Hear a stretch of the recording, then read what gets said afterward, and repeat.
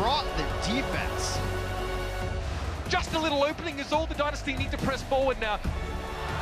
The pressure getting poured on here in Houston. They're doing a fantastic job. Kobe, that's so nasty. Oh, Sick shots from Lijiang though. oh, kill him. This is all Fletcher's And playground. Rockus just seems to be getting kills left and right on the Zenyatta. J-Hawk better believe this guy's gonna deliver. He just murders the back line. Jake! Thank you, Jake. Perfect. And we are back with what should be the match of the week. Blizzard Arena, are you guys ready?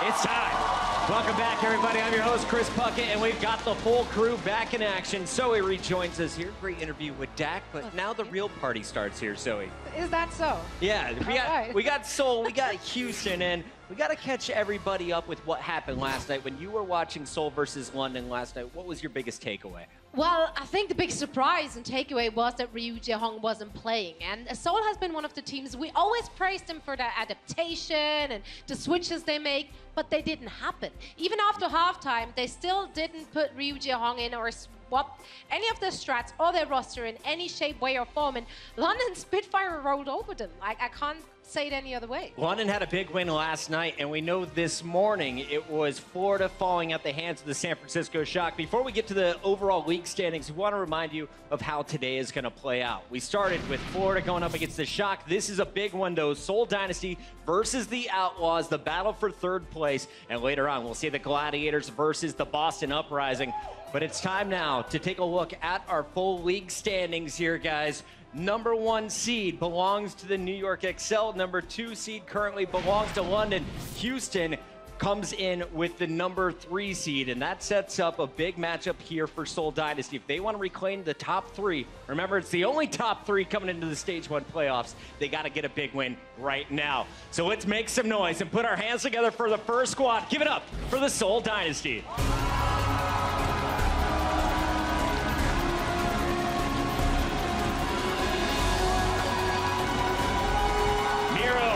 And the boys taking the stage today, and this Seoul Dynasty squad started off 5-0, but their last 2 matches, they fell early. Yeah, they really did not look like themselves at all, particularly the support and tank play. The direction behind them was missing. They were all over the place, getting picked left, right, and center, abused by the DPS from the London Spitfire. But now that Jae-Hong's back in the mix, the head of the household should put everything in order.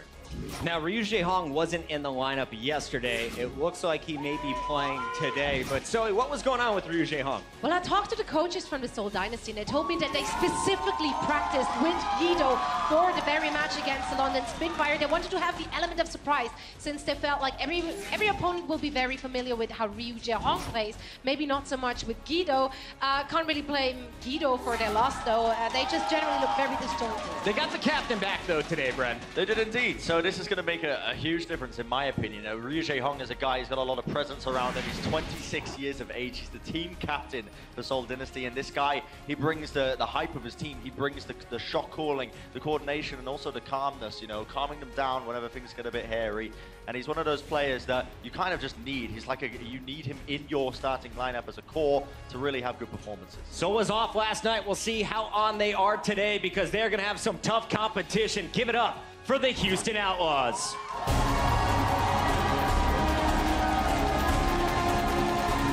The fan favorites representing Texas. So much support in this crowd, and they're going to need that support, because today they're coming in without a star player. But the Outlaws, this is one of the most dangerous teams in the league. They started 0-2. They've won 5 straight and went on a ridiculous 18-0 map run. In general, across the board, this is a team that you can really just peg as one of the best Western teams currently in the Overwatch League, for very good reason. Whole bunch of talented players across the board. But like you said, Lijiang will not be playing today. Clockwork is in his place, that guy right there with the heart on his cheek. And honestly, I was actually relatively impressed with Clockwork's performance in the game against San Francisco Shock the other day. He had some big shoes to fill, but he ended up actually performing relatively well and working around the team. Can we circle back to the hearts on their faces for a second right here? Like that, that's incredible cute. But yeah, Clockwork filled those big shoes, and that was a last last-minute swap-up. Literally that very morning, Linkster said he's not going to come, and Rokos is actually also not feeling too good today. He's also been getting ill. I guess that happens if you're playing with the guys in a confined space. And we were talking with Clockwork earlier today, and he said, honestly, we don't even know if Rokos is going to be healthy enough to field. Yeah. The star support player is in the lineup. Houston is going to need him, and we got to talk about how these two teams match up a little bit, Crumbs. You have the Seoul Dynasty who is slowing down. Meanwhile, this Houston squad just seems to be getting hotter and hotter as this tournament goes on. Exactly. The implications for this game are pretty substantial because if the Houston Outlaws are able to go on this 6-game winning streak, that means that they're actually competing for the top dog spot. You could legitimately have them in the run as the best team in the Overwatch League, while the Seoul Dynasty, that was expected to be that, would be on a 3-game losing spree, which would put them towards the middle and possibly the bottom of playoff contention. Where's your gut going this morning, Bren? Who are you leaning towards?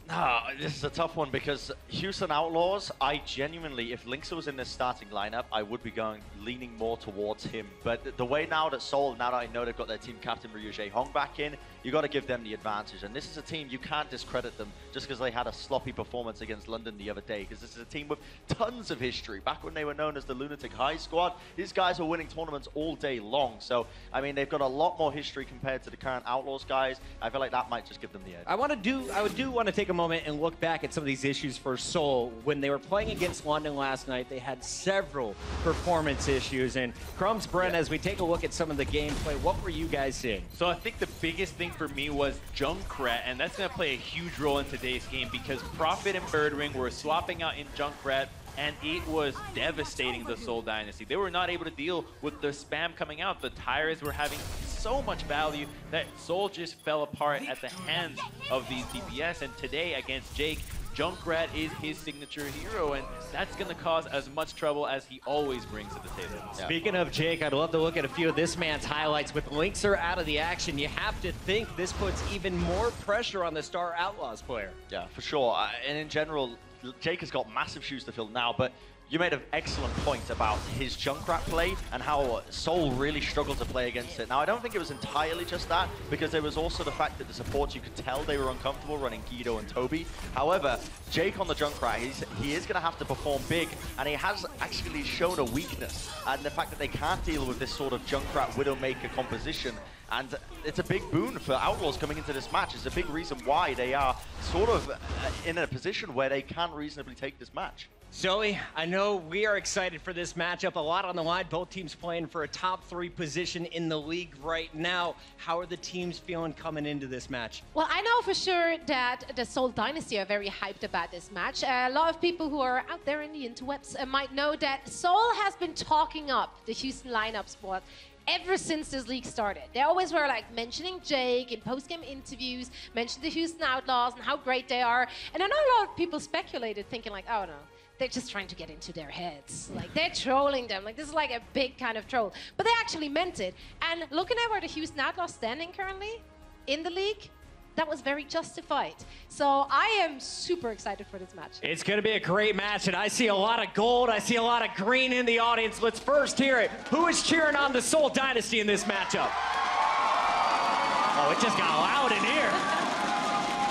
Who wants to see the team from Texas win a big one here for the Outlaws?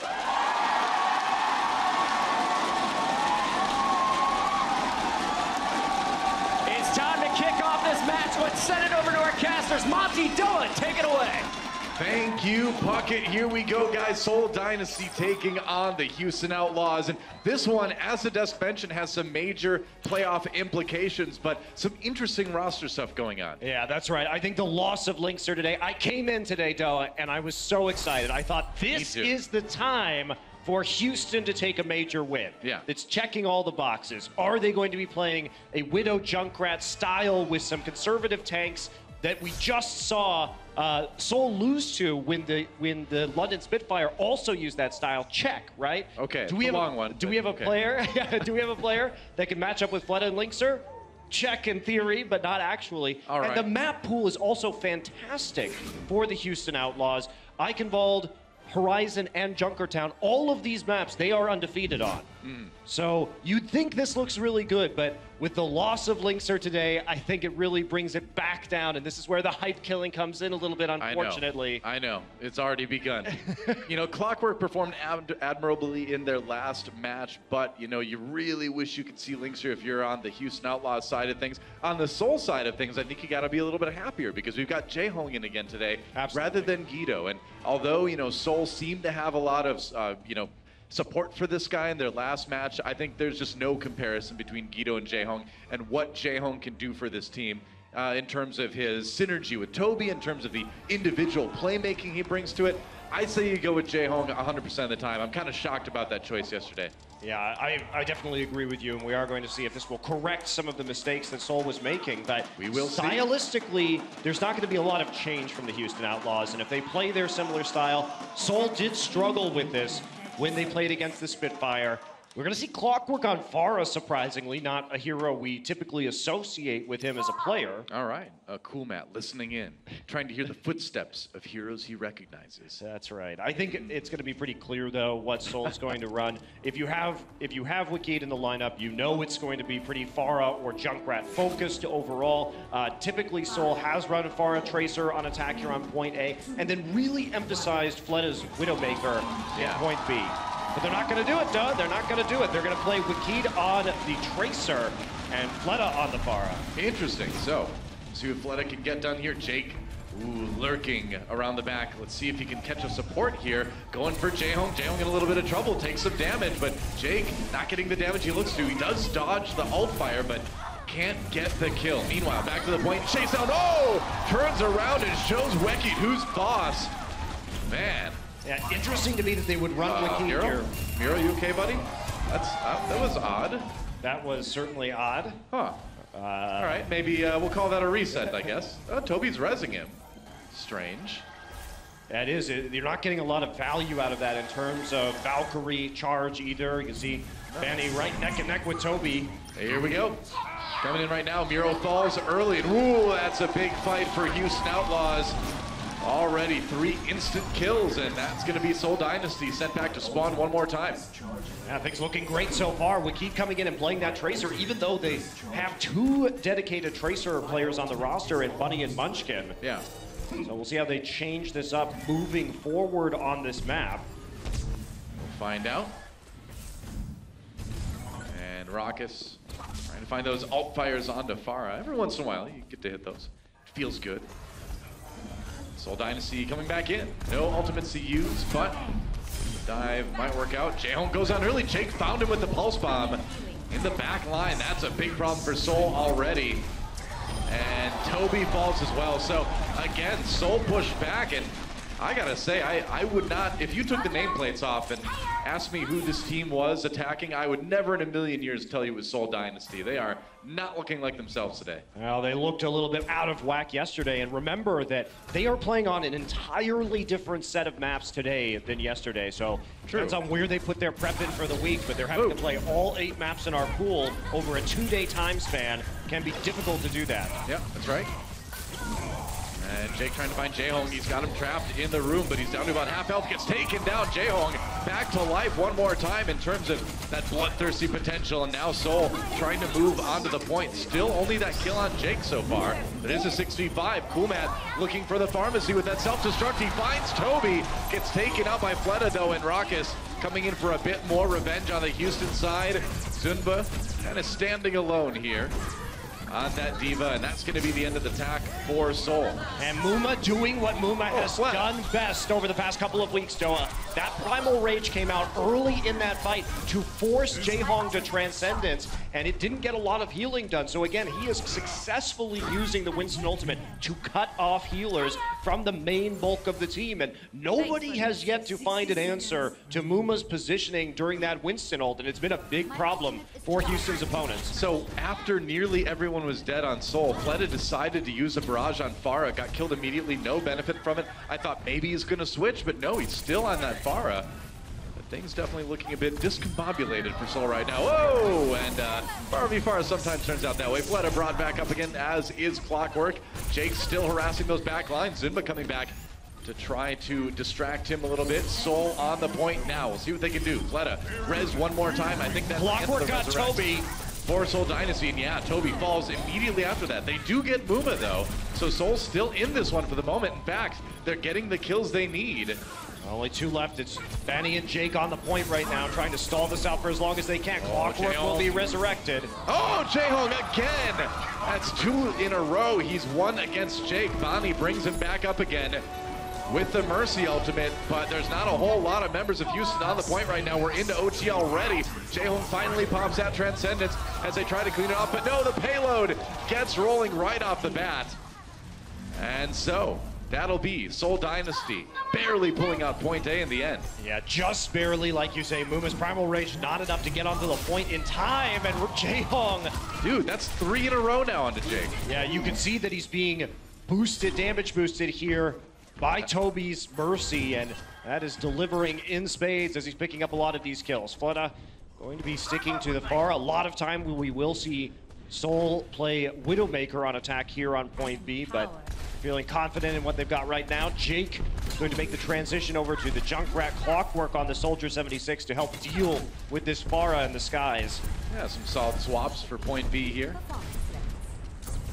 Fleta harassing a little bit, but it's going to be hard to dislodge Houston from the top there without any sort of dive. See what Seoul does. He's just going to come in. Yeah, he's got his tank supporting him. Maybe looking for an opportunity for that barrage, but Jake goes down fairly early. Fell in the moat, I think, there, and they're finally going to pick off Fleta. So Houston manages to hold, but that payload made a little bit of distance. Got through the gate at least. Still, you're going to be really happy with that if you're Houston. You nearly full held on this map. There's only a minute remaining for Seoul to push. Yeah, Zunba dying really late too, along with Miro, is going to slow down this push even more. Fleta finally over to the McCree, so making that swap now, but they really need to push this in a hurry if they want to keep the map going. See that stat right there, 3 kills in a row for Jaehong onto Jake as Tracer. Not going to be happening so much anymore with the swap off onto the Junkrat, but still an impressive win rate in those duels. Fleta missing those crucial shots, but ooh, he finds the DMAC on it. Cool Matt, that's a helpful one, getting the Diva out of the way. Trying to get that momentum building for Seoul Dynasty. They've got else to work with, but Houston, a plethora of power on the other side as well. Tactical visor in play from Clockwork. Muma goes down, support ultimates used. There goes Clockwork. Seoul Dynasty and Fleta starting to tear through these guys, and they will do just that. Bonnie not even able to use that Valkyrie. They've got one more defense coming up here, though, and they've got a lot of ults to use. So I think that was kind of a calculated retreat, if you will, for Houston. Yeah, they have 2 support ults to use, still 1 of Dynasty, and Jake can also open up with that Riptire. So just waiting for the spawns to come in. Jake was the last one up, and now they're going to be going. Yep, time to defend the payload. Not moving yet, there's nobody from Seoul on it. There we go, now Miro jumps in as the dive comes through on the back line. Muma barely makes it back, but he's so low. Gets the heals in the end. Jake finds Wekied with that Riptire. We'll see if the self-destruct from Zunba can get anybody. Nope, they back off, come right back in again. And Rocket's down and back up due to the Valkyrie. Mercy ult's coming in now. Toby with his up too, and there's the Transcendence from Jaehong. Can they grind this fight out? It's gonna be tough, and now the self-destruct from Woolmat. Seoul on the run, Zunba nearly demeched from that one, but somehow stayed in it. And they're gonna get it there. Wow. Whoa, that was close. Jaehong gets the Transcend up in the nick of time to push forward, and Seoul somehow, with such a small amount of time on the clock, is making the necessary plays to get here through point B. On to point C right now. That means we're going to see a lot more barrier heroes, especially tanks, as Muma swaps over to that Orisa. Same thing with Miro in these narrow corridors. And again, Seoul finds themselves in the position where they really just need to have a non-stop push here. They can maybe lose one fight, but they really can't get slowed up much at all. Oh, they're running out of time to even lose that one fight, Doa. Yeah, only 50 seconds, so can't keep on pushing forward. Fleta nearly there with the Deadeye right now. At least he can push them back. Clockwork taken out. That's pretty crucial, man. Getting that McCree out of the way is a big deal. Deadeye, can they break the shield with the self-destruct maybe? They get Bonnie with it, and there's a shot on Muma. Good synergy with the Seoul members, and Fleta on fire now with this McCree. There goes Coolmat. That payload is going to get some serious distance. That self-destruct destroying the barriers opened up the opportunity for Fleta rather to get some kills with the Deadeye. Well, catching Bonnie with the self-destruct was just a bonus too for Yep. Seoul. They're rolling in here. Muma needs to jump on the point, but he's kind of on his own. Now the heals come in. Bonnie nearly has that Valkyrie. 10 seconds as Seoul backs away. What are they waiting for? Toby's got the Valkyrie. They're going to get him involved here. Down to about 5 seconds. Zumba and Miro need to get there. Miro low health. They need to do something here. Somebody needs to get on this payload. They got there in OT just in time, but Zumba demac'd in the process. Valkyrie is coming in. They're gonna catch Zumba again. Can anyone get back to the payload? Jaehong now with the Transcendence. And I don't know, man. I don't know if Seoul can grind this one out. Houston looks like they're pulling ahead in this fight, and I think they've got it. Zunba was killed while he was rebecking after the resurrection, so that's a big tank down, and it's a slow cleanup process here, but Houston is going to hold just before point C. That's right. So Seoul Dynasty able to nearly push it all the way through. A couple crucial overtime clutch moves, but in the end they can't quite get 3 points. Opportunity for Houston Outlaws. I'm astounded they even got 2, Doa. Honestly, Same, that was such a short amount of time to work with and the time bank to go through the long curves of point B. And they pull it out just in the nick of time. So Seoul, despite a struggle on point A, actually nearly makes it to the end of Eichenwalde, and they have set a bar now for Houston to reach for. True. This has been a great map for the Houstons. They are the Outlaws. They are 3-0 on this map so far, and it has also been one of Seoul's worst maps. Yeah. So the Houston Outlaws, without Linkser today, without their star DPS player, they need to win this one for sure. This is going to really set the tone of this series and what the Outlaws are capable of without running Linkser. I agree. Now, if you look at Seoul's match yesterday, they were having they weren't able to quite stop London, but it was close on some of their defensive rounds. For the first 2 maps, in fact, London didn't actually take the point until they were under a minute left in the time bank. So Seoul's defense, while looking awkward, was adequate against London, at the beginning at least. So we'll see what they can do, but Houston certainly coming into this one with a lot of momentum. I'm still a little bit confused. Seoul just does not look like themselves this week. Well, they haven't, Doa. We're not sure what's going on with this roster or the decisions that have been made when it comes to fielding players, particularly against London. They have gone back now, and I think they're using a roster that we would have expected on this map, especially using Wakid. Not necessarily on the Tracer, that was a bit odd, but certainly on the Junkrat. True enough. And Fleta will be protecting the flanks here with the McCree. Now, Houston Outlaws are showing us a very different style of attack. Jake is going to switch to the Junkrat. I think they were assuming the Pharah was going to be there. But it's like not. they think they're on point C already here. Yeah. Here we go. Try a slow push in behind this barrier. Yeah.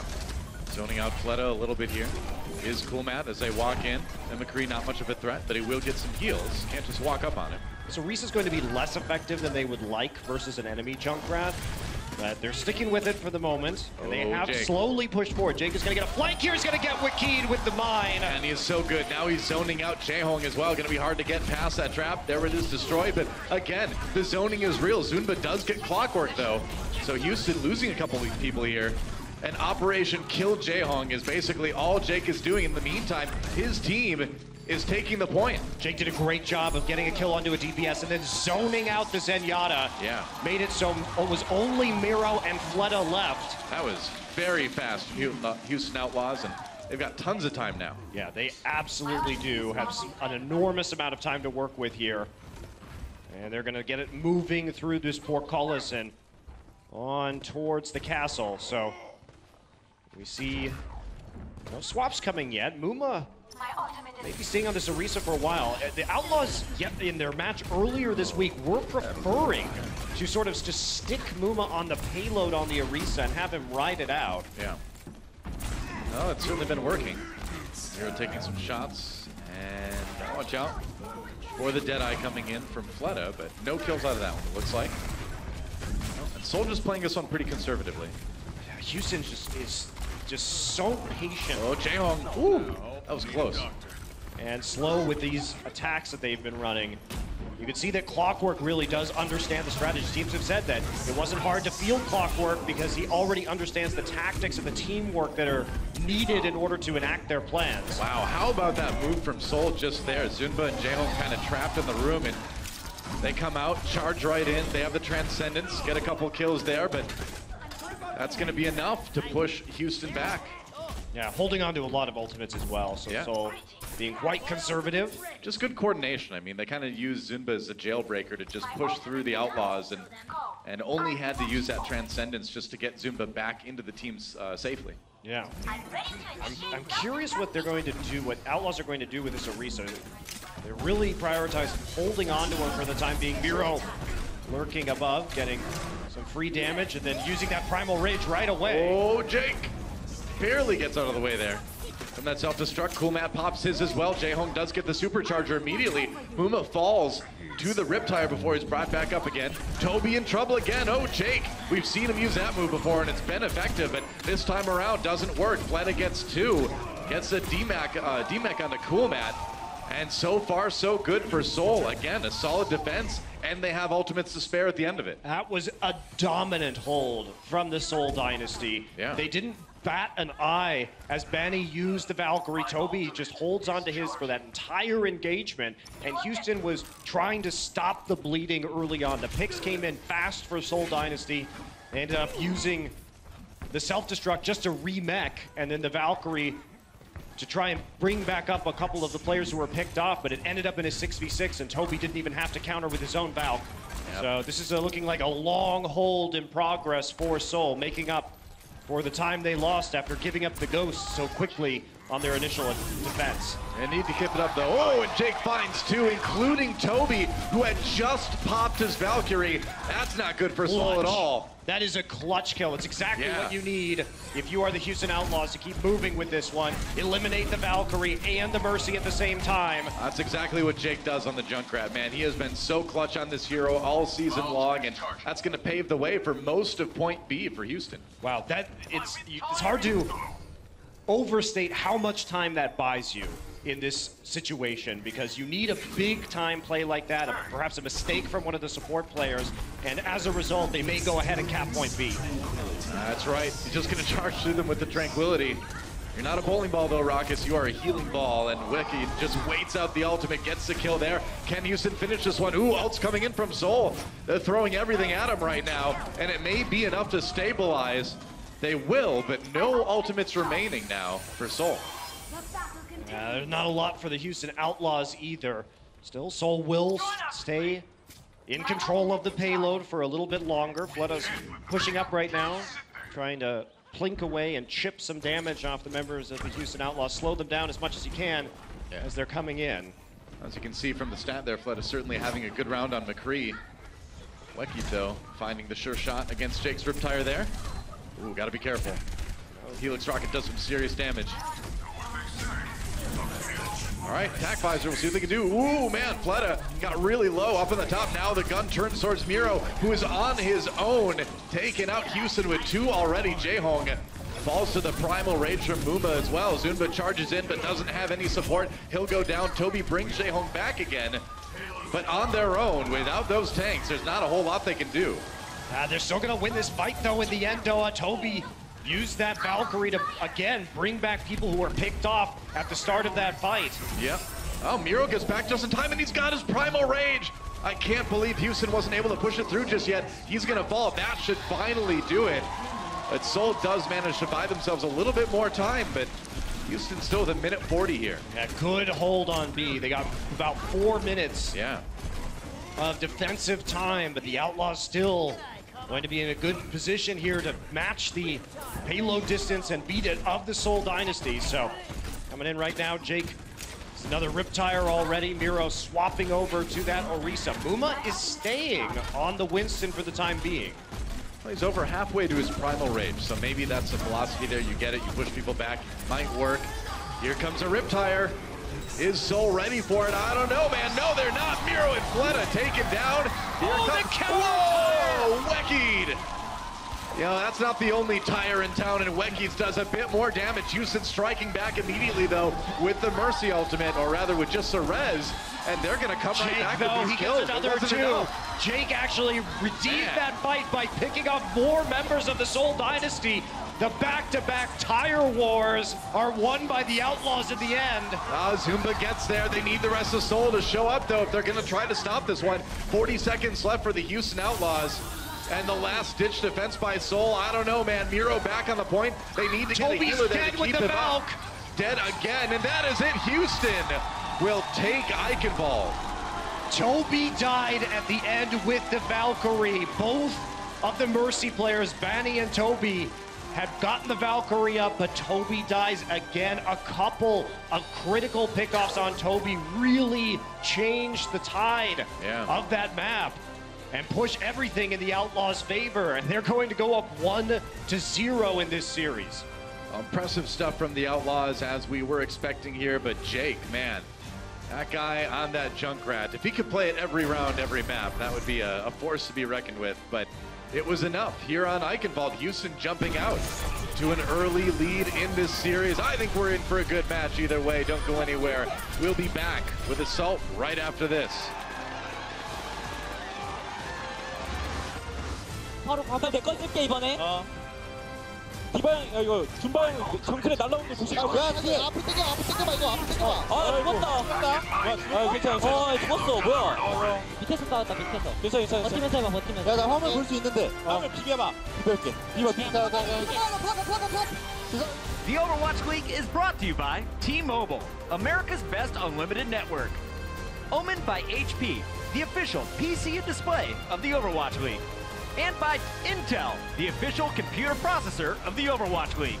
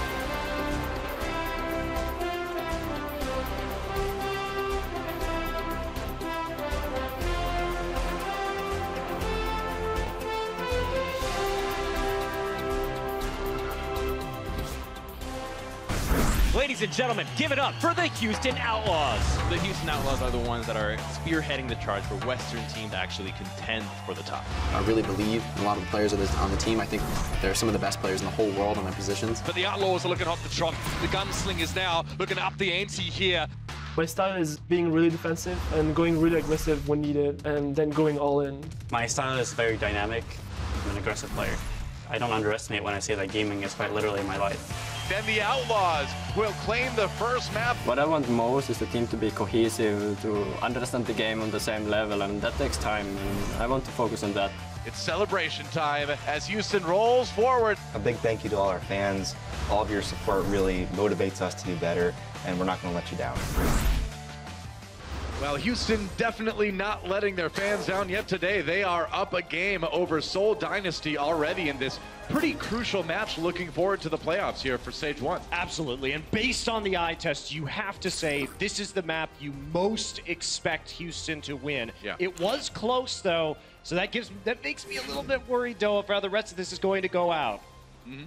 I mean, that's the thing, is Eichenwalde did go Houston's way, but it wasn't dominating, you know? I mean, Jake had some clutch plays. They pulled it through in the end, but Seoul had such a good hold on point B that I think they showed this is going to be a pretty close match overall. And this next map, both of our teams are undefeated on Horizon, and they both play a very interesting style. So we've seen attacking teams on Horizon, when we're talking about Seoul and Houston, play a Sombra, usually with Raucus or Jaehong on the Sombra, and then combine it with a Tracer and a Widowmaker. So you get the flank in, you try and set up your Widow for the direct vision onto the point and the line of sight, and then get your picks from there on point A. So knowing that, these teams, you know, no doubt have watched each other's games coming into this one. They're going to know that that's been the trend. So will we see things swapped up a bit to maybe try to throw each other off? I think you definitely play a Symmetra on defense here so that you can buy yourself a little extra time. You can't play Symmetra on attack on Horizon when the packs have already been hacked by a defensive Sombra. Try telling that to my ranked game teammate.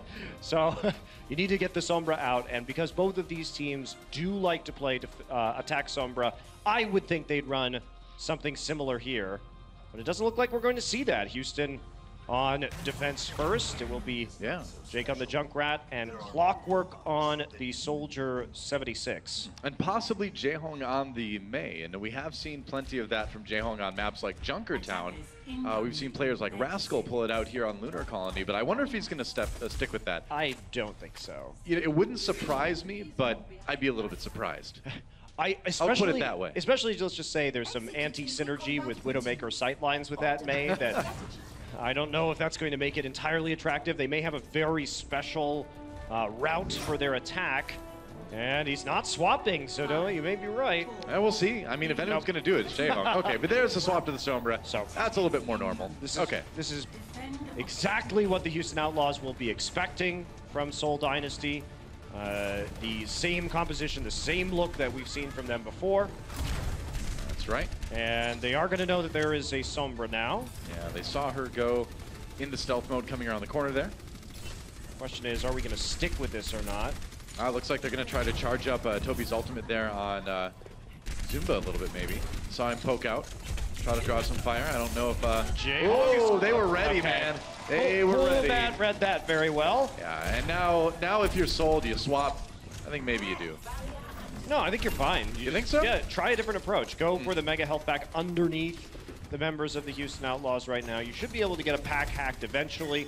Coolmat is actually standing pretty far on the flank. He's actually waiting in the running path on the right-hand side of the mini health pack for the Sombra. So you can see him over on the far flank. They're going to try to draw him up, but instead Zumba just gets demeched immediately. It's not going so well for Seoul just yet. Jaehong less than half of the way to the EMP. I don't know if this is working out too well. Now Houston trying to find Seoul down the low ground. They do. Miro down already. He just back capping. That's right. Trying to draw Houston back to the point. Looks like they will for the moment. Okay, Jaehong did get the hack on the mini. So they drew Coolmat back onto the high ground. And now this Junkrat is going to get hacked. Has plenty of healing though, so not enough damage to actually push him through. Zunba, Jaehong, and Wakid are still on this side while the rest of the members of Seoul are recollecting themselves. Ooh. Banking on the translocator being there later. Jake trying to get ready for Jae-Hong on that Soma. Watch for this EMP from Jae-Hong. Yep, that's right. And Houston, they're funneling onto the point now. Maybe an opportunity here. Everybody's on the point from Houston. They're in a dangerous position. Yep, that's very dangerous. Miro gets taken out, though, as the EMP comes in. Raucus falls immediately to Zunba. But Houston finding a lot of kills here, so that EMP not working out at all. It seemed like maybe Miro was just a little bit out of sync with his team. He died right as that fight began. Yeah, great focus fire from the Houston Outlaws. They also scattered right as the EMP was coming in, so it only hit 3 of them. And the rest of the damage was still there, courtesy of the Junkrat. Jake sitting on this rip tire. I mean, I said it before the last time we casted these guys. Jake on Junkrat on defense is one of the most powerful player-hero position combinations in Overwatch right now, and he's showing it again. Yeah, their defense has been airtight. There's a tire behind you. Watch the tire get killed by Zunba, but now they know exactly where they are. So Wakid is still out of the airlock. Coolmat pokes around. Coolmat's been doing a great job of controlling the flankers, actually, this match so far. And there's another one, Raucus. He's like, I'm not going to get EMP'd, and then instant kill. This is really bad for Seoul. They're only 50% of the way to another EMP. Benny did use the Valk, though, so Seoul has a chance here. But Toby has been dying early against Houston. If he is targeted again, this could be it. This could be full hold for Houston. Yeah, we'll see if they can. They've got ultimates to spare. There's a hack on a Coolmat, though. Can't capitalize on it, though, it looks like. Seoul needs to come in and get something done right here, right now. Coolmat's trying to stop it. They're trying to zone Toby out, rather. But takes on the supercharger. Coolmat just drops the self-destruct. Needs to get his mech back in a hurry. Jae-Hong falls, but Banny does on the Houston side. This might be Seoul's opportunity here. They need a bit more. 20 seconds remaining here. It's D.Va versus D.Va. And now Weki coming in on the Tracer to try to help out a little bit. Raucus goes down. That's 2 supports out of the way. Houston Outlaws faltering a bit here at the end of point A. Jake, half health. Off of the point. There goes Muma. Getting low. Needs to get to the health pack if he can. Soul just scrambling. It looks like they might be able to grind this one out, but no, Houston been back on the point right now, and they killed Jake's rip tire. That is crucial. EMP for Jae-Hong. He's gonna get everybody with that one. That was a big one. That was a good one. Fleta gonna clean it up with a big Dragon Blade 2. Now that helps. They tried to get back onto that point. Houston dedicated a lot of resources, including a tactical visor, to the end of that fight. Yeah. That was actually a big investment there. Fleta, they're lucky Fleta used the Dragon Blade, because there could have been a big snowball coming into point B if they used all their DPS ults and then decided to change it over. Clockwork is going to switch to the Tracer right now. Jake will be spending some time on the girders at the top of the map, spamming through the upper doorway as usual. Well, this is where it gets ridiculously hard for any attacking team. I mean, Houston has shown time and time again that it's really impossible to get Jake off of those girders up there. It's why they have such a dominant record here on Horizon. And as soon as I say that, Zumba just boops him off, so that happens. Clockwork down, Clockwork back up. And Seoul trying to grind this one out. They nearly have a tick already here. Jake down. Ooh, Seoul. Have they managed to crack the defense here? Both players are using Valkyrie right now. Jake is getting ulted in a corner by the Winston. Zunba wants to get Raucus. Whoa, he gets taken down by the baby D.Va. Zuma taken out by Jake's Riptire, but Jae-Hong on the point with the Transcendence. Soul coming in yet again, trying to just take out the rest of the members of Houston. They still haven't taken that first tick, but now Fleta over onto the Widowmaker, finding those picks. There goes Coolmat's mech. And Raucus maybe in a little bit of trouble here too. No shield protecting him. That's 1 tick. Soul nearing 2 ticks here on point B. Bonnie a little bit on the low side. They got to be careful here. Wow, that's a fast ult for Fleta's Widowmaker. Oh, Weki comes in with the double pulse bomb killed, and Banny is one of the victims. They cannot lose that Mercy. That may just be it. Fleta swapped back. Oh, I don't know. Maybe not. Fleta swapped back to the Widowmaker, though. Allowed Soul to get 2 of those points.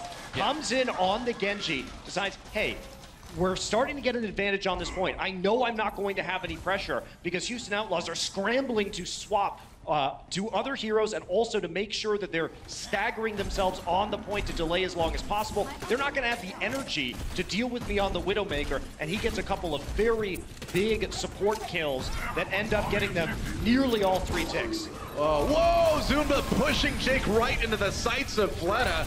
Doesn't get much better than that for a combo. Coolmat on the point now, just trying to keep his team in this one. Seoul gets pushed back again, but you know, both times they've attacked now, they've been able to knock Jake from his lofty perch. Yeah, they know exactly how the members of the Houston Outlaws like to play their point B defense, and they're focusing that right now. Beautiful combo. Well, that's the thing, is everybody knows how Houston likes to do it, but so far, Seoul's the only one that I've been able to see actually get Jake off of that top girder there. Yeah, it's been impressive, and especially the setup with Fleta, of course, on the Widowmaker. Seoul's going to be coming in with 5 ults right now. Wow, they're going to kill the Riptire. That's a lot of Riptires that have been shot out from under Jake so far this game. Fleta with another clutch shot onto that one. Seoul with a lot of ults coming into this. Clockwork finds the kill onto Fleta though. Seoul short-handed. They're going to bring him up and take down Muma in the process. Jake on the run, going to try to come in from behind here. Clockwork push out that fight too. Now the Transcendence comes in from Jaehong. They've nearly got it. He's low again. That pulse bomb could be crucial here. If he can stick a good one, he puts on the Zunba. No, it got eaten. It got eaten by Zunba's Diva. It got eaten, and Cool Matt is also going to get team back. Can Banny come in here and be the hero, resurrecting tanks? Well, he brings Muma back up. Can he stay alive? No, Zunba's right there for the kill. And Miro just zoning everybody else out. Jaehong decides he wants a couple kills for the stat line as well. And they may just have it. That's it. Seoul grabs 2 points with 10 seconds left on the clock. 9.7 to be specific, but they've broken the Houston defense on Lunar Colony. I don't think we've seen that happen in a while. No, and especially again, Seoul in the last second. We saw them on Eichenwalde nearly getting full held. Once again, nearly getting full held on Horizon, and somehow still getting both points. So now it's up to Houston, see what they can do on attack. This is just how Seoul seems to operate, where no matter who the opponent is, heart attack. No matter who the map is or what the map is, they will take every point in the very last second. So. It is. It's a stressful team to watch if you're a fan of Seoul Dynasty. Absolutely. And I'm curious what we're going to see, if any, in terms of adaptations from Seoul on defense. We've actually seen them play quite a few different things. The last time Seoul played this map, they were playing against New York. It did go into double time bank, so we got to see 3 attacks from New York, actually. And on defense, they were swapping between what we see here, which is the Junkrat Widowmaker, more of a pick composition. Yeah. And then they were also playing Genji Tracer Dive, but notably, the attack was that quad tank Moira Slambulance, so it was a bit different than what we're probably going to see from Houston, which is the Tracer, Sombra, and Widow that we also saw Seoul use. Yeah.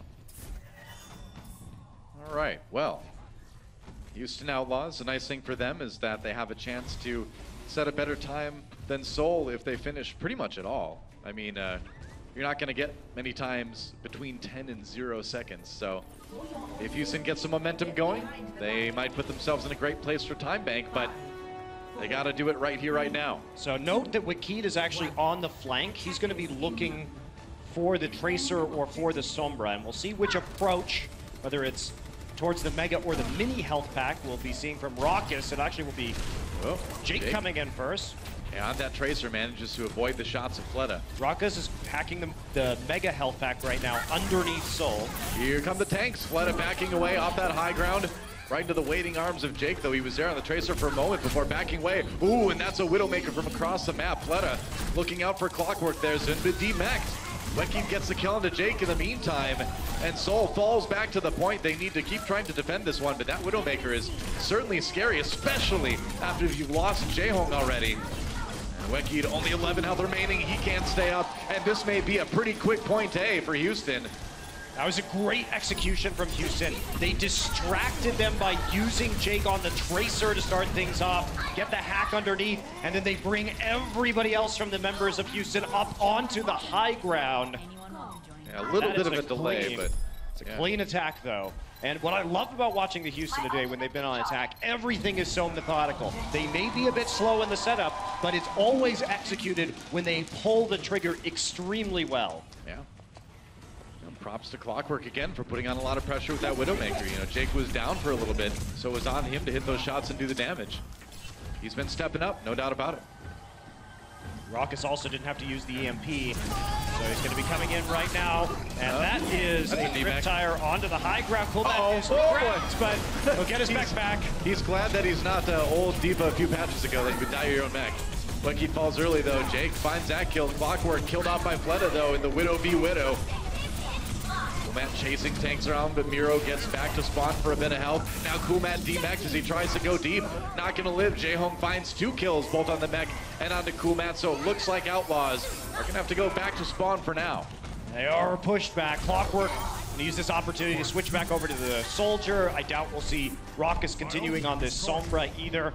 They need a little bit more healing, and yeah, that Orb of Discord to focus down targets quickly as they respawn.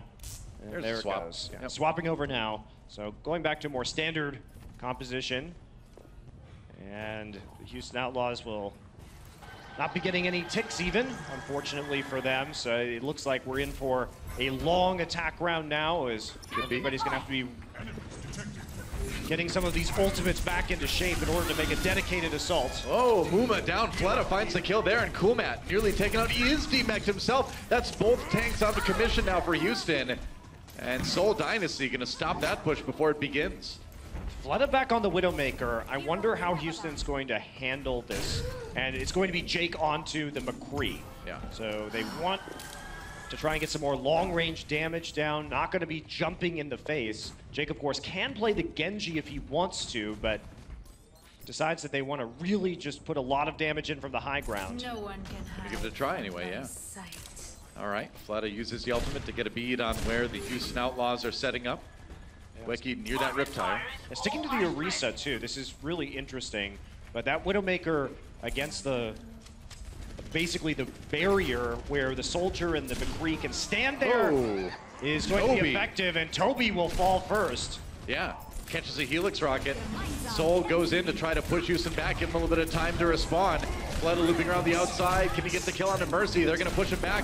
Self-destruct comes in. Oh, he gets hit with the flashbang, but Jaehong right there with the Transcendence to keep him up. Can he get the kill into Jake? They can't. Jaehong helping out with that after the Zenyatta ultimate ends. Fleta, meanwhile, though, finds himself behind enemy lines. Oh, but mission kill Jake is a success. He falls himself, though. And so Houston giving about as much as they've gotten, but they will have to regroup. Houston thought they had a chance after taking down Toby and Banny having the Valkyrie to take advantage of that little opening before Toby was going to revive. Unfortunately, we did see Jake get sequestered into the corner by the mini health pack and not able to contribute really to the bulk of the fight as Fleta goes into machine gun mode in proximity. Riptire time, Wiki coming up from behind. Oh, and he gets there, 3 kills. They thought it was gonna come on from high, but the tire came from below. It's a tire, that's where it should come from. Rolling on the ground, right? That's right. It's where you expect the tires to be, not falling from above. That's right. But in Overwatch, things work a little bit differently. More Mad Max rules here. Yeah, well, Jake had a great tweet the other day. He said, TF2 trained me to aim, and Tony Hawk's Pro Skater trained me to rip tire. It's actually really good. You can't argue with those skills, yeah. Sit grind. Fleta, watching for people coming in from the low ground, gets a shot off on the Coolmat. Houston Outlaws with 1 ultimate here, as Seoul has 1 as well. Bonnie really close to that Valkyrie, though. Right now, the Outlaws are really flailing for an answer to Fleta's Widowmaker, and I'm not sure that Clockwork going onto the Widow is exactly what you want here. I think if I were Houston, even though they don't typically play it, I'd be thinking more about the full dive. Can we run the Tracer and the Genji together? Can we get into the back corner where Fleta is typically perched and see if we can get rid of him to start things off? Well, there hasn't been a ton of pressure on Jaehong as well, and when you don't pressure Jaehong, he just keeps doing tons of damage to you. So, oh, there's a shot from Clockwork. That one worked out. Fleta, meanwhile, again on the side, has to watch out. They're going to pop the Transcendence on the Houston side. Now the Widow do. Clockwork looking for some shots. Fleta up on the high ground to try to stay alive, but Houston coming out ahead so far in this fight. Jaehong not going to be zoned out by that self-destruct. He's going to try to prevent Houston from getting any time going. And that gives Toby enough time to bring Weki back. So with Muma and Banny over in the corner. Oh, but Jaehong caught by Raucus. Zen v Zen goes Houston's way, but unfortunately for them, the point does not, and they're pushed back once more. A minute 30 on the clock. The picks from Fleta are proving to be devastating for Houston. Yeah. He's got all the time in the world to line up these shots, and Houston again thinks that they're doing well, thinks that they're going to draw out that Valkyrie from Toby, be able to match it with one of their own, but here comes a rip tire. The respawns are too much. Jake has got to do a ton of work with this. Yeah. There it is, Zumba right there. Oh, the tire taken out again. Zumba was so ready. Gets trapped. Is he going to actually get away? He is. What in the world? I think Seoul Dynasty may have Jake downloaded here. Didn't look like it on Eichenwalde, but they are clearly prepared for Lunar Colony. Clockwork with a couple kills, though. Yeah, he's going to get Fleta, so that's a nice start to this engagement. They still have 45 seconds. Yep. Miro's going to use the Primal Rage just to knock people back and stay alive. Actually, not stay alive. Jake will chase him down. Jake again switching heroes. Back to double hit scan with the Soldier 76 and the Widowmaker. One last attack for Houston. Toby has the Valkyrie. Benny needs to get his soon. I like the swap onto the Soldier 76 because you've got the supercharger from Muma. So having that powered up 76 may just be what they need if Jake can stay alive to get that point, but they need to make something happen right now. Less than 10 seconds remaining. Here we go, Seoul Dynasty. That Valkyrie gonna be crucial for Toby. Can they get there? Oh, Zumba with the supercharger and Muma taken out. Rockus comes in with the Transcendence, but Seoul just backs away. They can wait it out. They've got time now. Jae-Hong with his. Houston Outlaws in a lot of trouble, but they are getting the kills until Toby comes in with the resurrections on the Valkyrie. It's a brawl on the point, but that Mercy is still untouched. That may make the difference. Jae-Hong taking matters into his own robotic hands as well, and that will be it. Seoul Dynasty will tie up this series 1-1. And that, in a nutshell, Doa, is what is so scary about this Seoul Dynasty team and Lunatic High. Seriously. Before it, think about Eichenwalde and think about Horizon and say, wow, they lost really fast on those first attacks to Houston. But once they start to adapt to you and figure you out, it becomes incredibly difficult to punch through. They got Fleta onto the Widowmaker. There was never any pressure on him towards the end of Horizon, and Seoul, in spite of losing the first point in a rapid manner, bounces back and convincingly holds it B. What can you say? Download complete, guys. Let's see if Houston has what it takes to come back and take the lead again after halftime. The Overwatch League is brought to you by T-Mobile, America's best unlimited network. Omen by HP, the official PC and display of the Overwatch League. And by Intel, the official computer processor of the Overwatch League.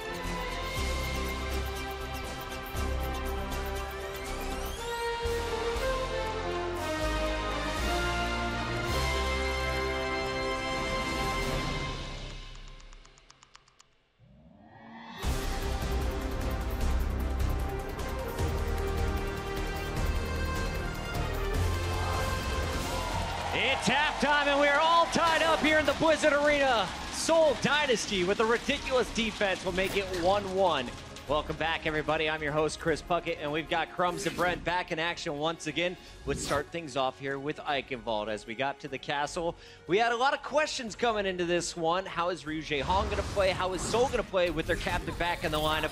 And what is Jake going to be able to do, knowing that Linkser is on the sideline? Clockwork is his duo on the DPS today. Well, it looked like Jake just had it out for Jaehong the entire time, so he busts out the Tracer, and he's looking to deal with the Zenyatta, but he actually ended up dying 3 times to Jaehong then. However, when it came to the Junkrat, his tried and tested pick, it just was not... Seoul couldn't handle it. Right. Seoul could not handle it. They were really struggling with this, and we saw this as well in the Seoul London game. They can't seem to play around Junkrat particularly well as a hero. They seem to struggle to really understand how you play against it very well. And it was heartbreaking to see, to be honest. Jake was getting away with murder. He was constantly flanking, playing the style of Junkrat that really you just never see. Like the flanking Junkrat coming from the side, constantly cutting off corridors and whatnot. Eichenwalde is brilliant for it because it's got so many corridors in general. But Houston had a really ridiculous final push. If you guys were watching, it was first a tire coming in for Jake. Wiki answers back with his own, and then Jake gets rezzed next to concussion mines by Mercy, picks up a second pick, and Houston picks up the final point. That was Eichenwalde, and while we highlighted what happened for Houston, we want to take a moment back and really illustrate some of the intense strategies and some really creative stuff we saw from the Seoul Dynasty. This is our insights powered by Intel, and Crumbs is on the telestration. So when we do these telestrator segments, we're typically looking at some top-down view, looking at the map, seeing the strategy, but this time we're changing things up, and we're going to highlight an individual mechanical thing. And if you're wondering what this thing in the middle is, that's just McCree doing a tumble roll. Don't worry about that one. That's just what he looks like. So what is going to happen here is going to be the utilization of the McCree ultimate with the Diva Bomb. We always looked at Poco as using his Diva Bomb, but Fraggy was setting him up. This time, know what is happening. McCree ults, and so in the shields, for the Houston Outlaws, they decided we're just going to block this with our shields. So they're all chilling back here, well protected from the McCree ultimate. However, Zumba is going to chuck out his bomb at the same time. And what's going to happen is you're put in a catch-22 as the Houston Outlaws. Do you tank the bomb? Do you go for the McCree ultimate?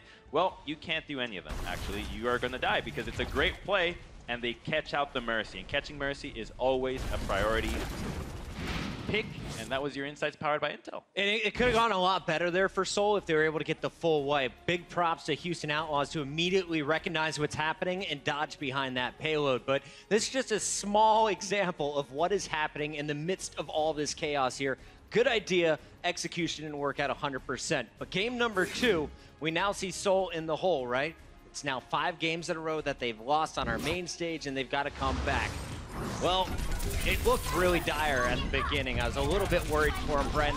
At the very end, though, Seoul held for almost 7 minutes. Yeah, it was a ridiculous, crazy turnaround. And, I mean, Monty mentioned it in the cast, but it's really just a testament to Seoul's ability to adapt in the game and change their tactics whilst the game is being played. They recognized what was going wrong, and that was not being able to play around Jake's Junkrat. And we saw a drastic change-up. Fleta moved onto the Widowmaker for the final defense. They, you know, experimented a little bit with strategies leading into it, so they managed to get the cap just in the final moments. It was very risky indeed, but they did manage to end up holding out. But they also had Wiki switch over to the Junkrat himself, and he was basically taking the same angles that Jake was taking. So instead of worrying about how do you deal with Junkrat, they just said, we're going to take our own Junkrat and do the exact same thing to you.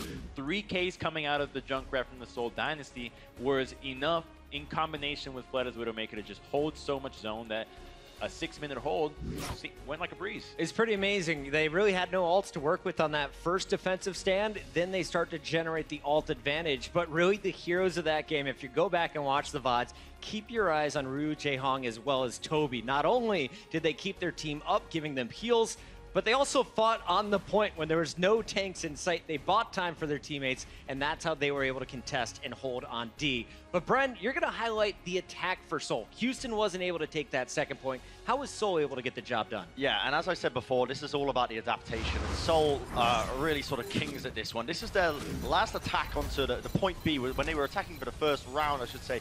And this was really, sorry, the defense, this is really, really excellent stuff, to be honest, because Zumba is the guy I want to point out on the Diva.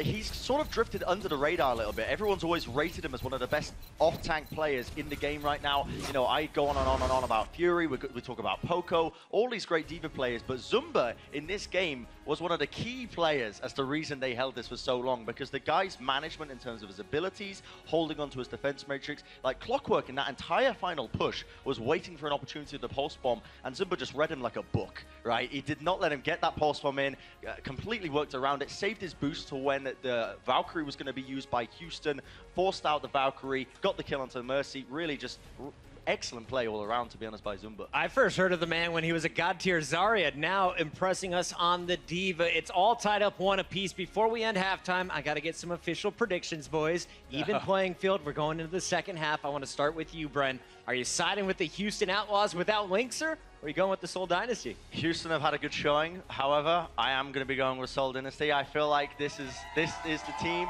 They've shown adaptation in the second map. I know what they're capable of. I can see them taking it. We had some fans fly all the way out from Korea to watch this match. So shout out to you guys making noise, representing for Bren. What about you, Crumbs? Well, I'm going to go with the Houston Outlaws for this one, because when you look at the second map here, that was almost a full hold from the Outlaws. They almost had it. Had that hold come through, I think they would have had a 2-0 lead, and I think that with that kind of mindset, as long as they shore up their play just a little bit crisper, they should be able to walk away with a win here. All right, I think that is going to do it for us. Are you guys ready for the second half? It's going to be good. Don't go anywhere. We'll be right back with Ilios for Game 3.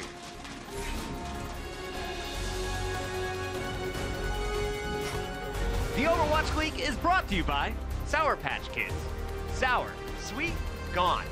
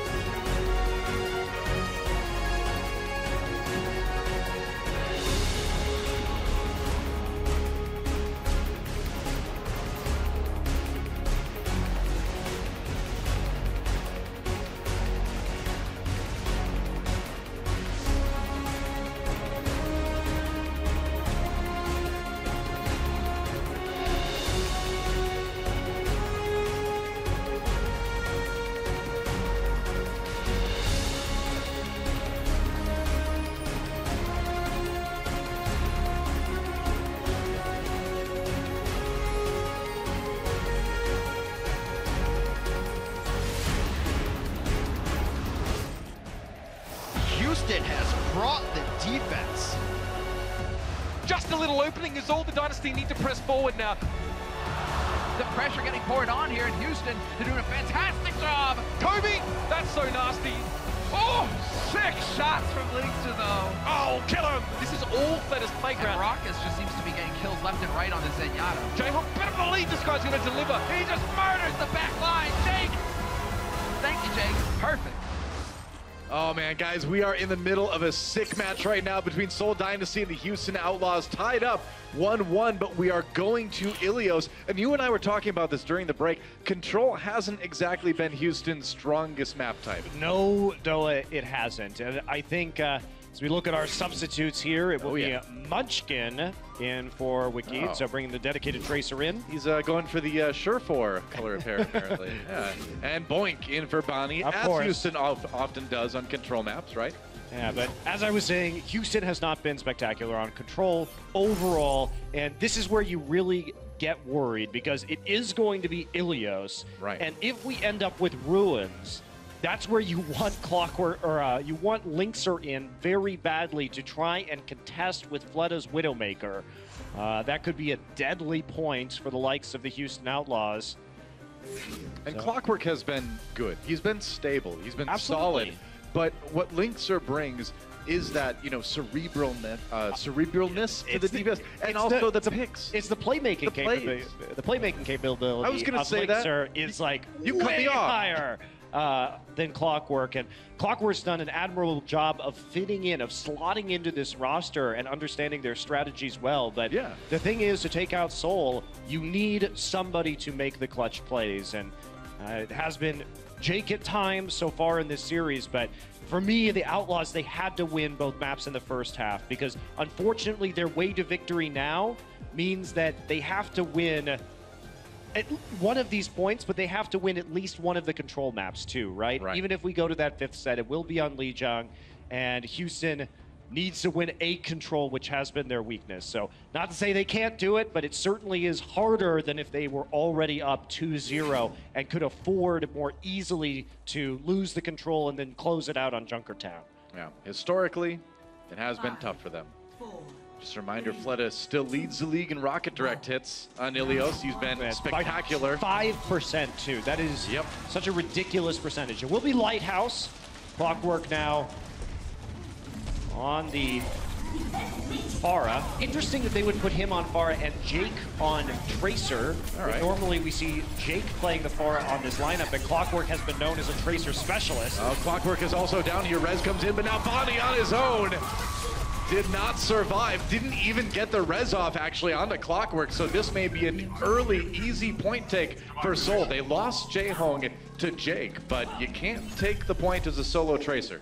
Not with the rest of the team alive, that's for sure. Jake is still up, and he's on the side of the map of the Seoul Dynasty. Almost 1v1 Munchkin right there. He's still lurking around trying to deal with the flank, but he's going to be rejoined by his team now.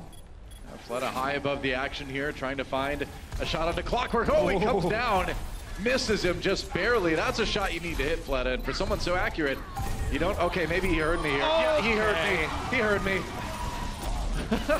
I'm sorry, I'll never say it again, Fletta. Although Houston did flip the point back for a moment, but Seoul crushes the fight.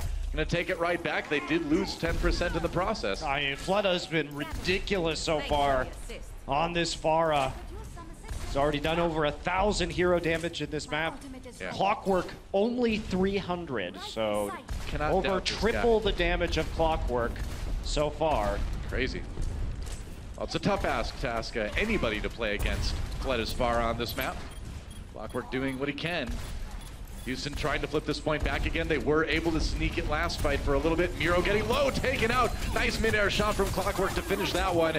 And now Fletta does need to play this defensively. Toby brings his tank back up, though. Here comes a self-destruct. Fletta, can he get away? Oh, he's so far away, it doesn't even matter. And with Jake falling and the rest of Houston falling back, that's going to be about it. He's going to have to just dump the mech straight into the ocean. Whoa! Clockwork attempting to get away. Wow. Marcus is still alive, though, to heal him up. I mean, he knows he's not playing Widow anymore, right? It's like he's playing Widowmaker with rockets right now. Hit scan Pharah, the Fletta special. No kidding. That's a scary thing. Yeah, Fleto's up at 6,500 damage right now per 10 minutes. So still doing quite a bit. He's still at triple the total damage of Clockwork. Yeah. Oh, and another shot! That is Are ridiculous. you kidding me? It's like the third mid-air kill from Fled on the Clockwork this round here. And now we're up to 96%. Seoul nearly has point A. The reses have come in. Boink using that sound barrier, but they haven't been able to flip it just yet. We're into OT now. Fleta waiting for that barrage. He's going to come from behind here. He may not even need it. That's a good opportunity for it. Raucous movement going down. That's 3 for Fleta. And it looks like Seoul will be able to take this one at some point. Eventually pushing back the Outlaws. As Cool Matt falls, that will be it. And Seoul Dynasty takes about as dominant a point A here as you could hope for.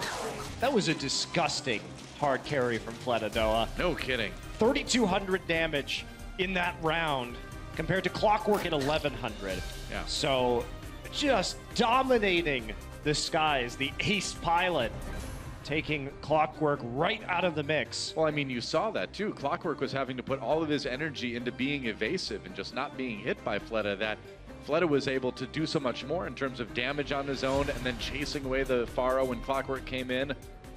Yeah, it's tough, man. I mean, to ask anyone to go up against Fleta's Pharaoh on that map, and that's why. And we are going to go into Ruins now, well, where he will be on the Widowmaker. Clockwork will try and match him here. Oh, he's already kill got Boink already? What? Fleta is putting the ill in Ilios, man. This is a crazy performance already. Both players were in the temples on opposite sides, and he hits the shot immediately. Yeah. Yeah, look at that.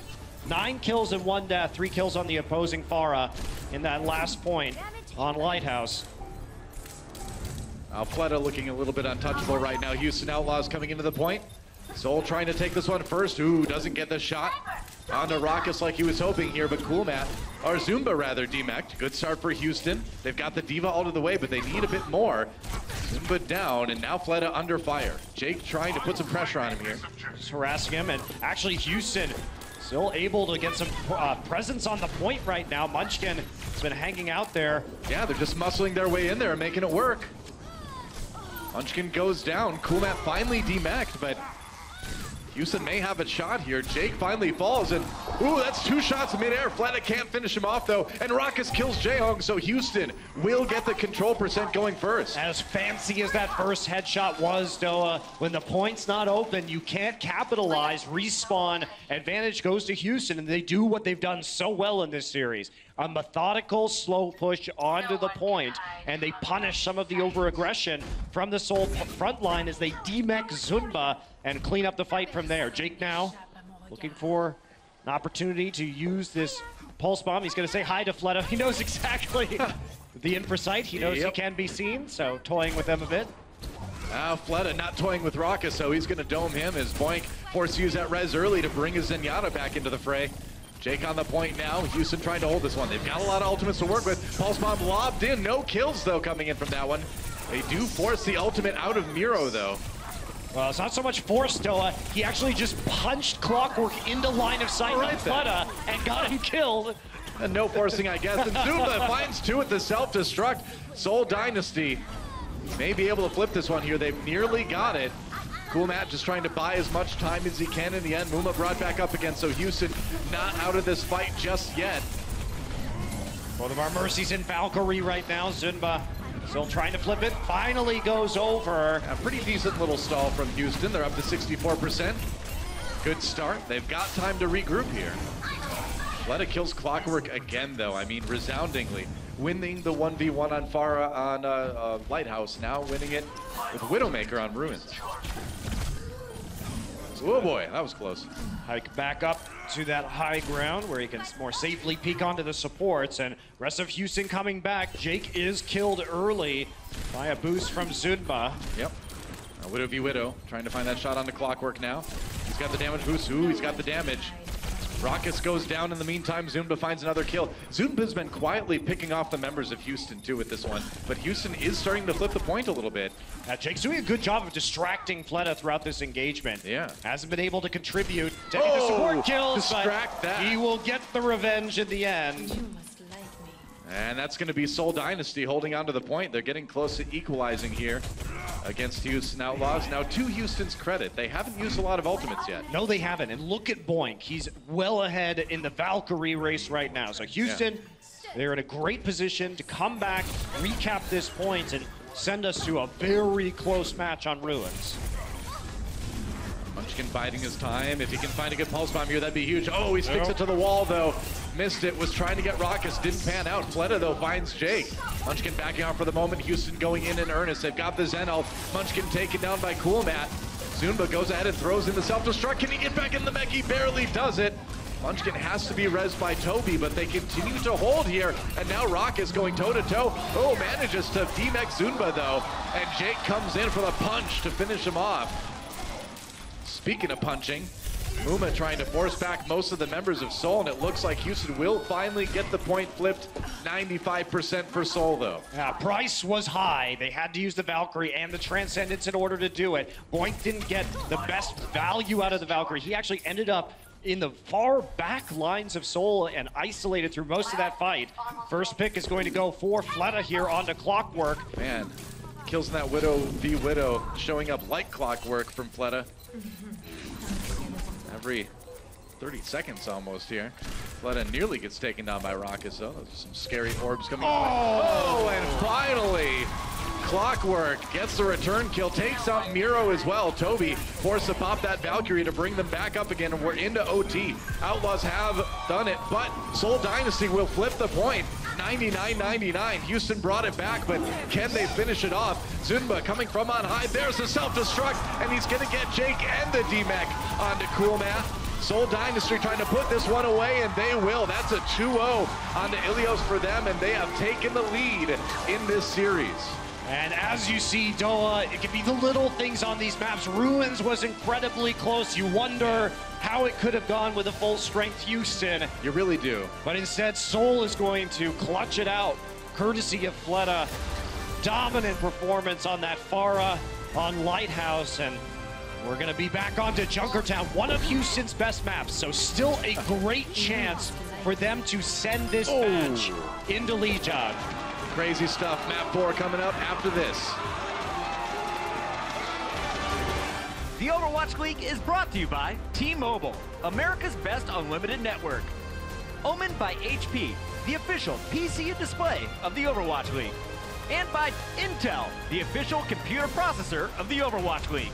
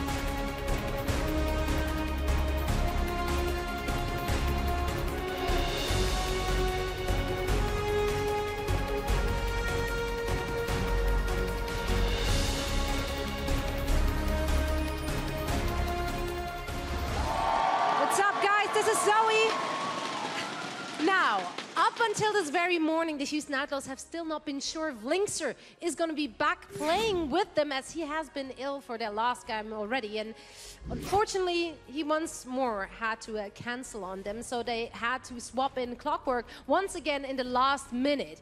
Now, here's the deal. If we're looking at the map pool, those are maps where the Houston Outlaws like to utilize Widowmaker as well as Pharah, and both of those heroes are actually usually played by Linkser.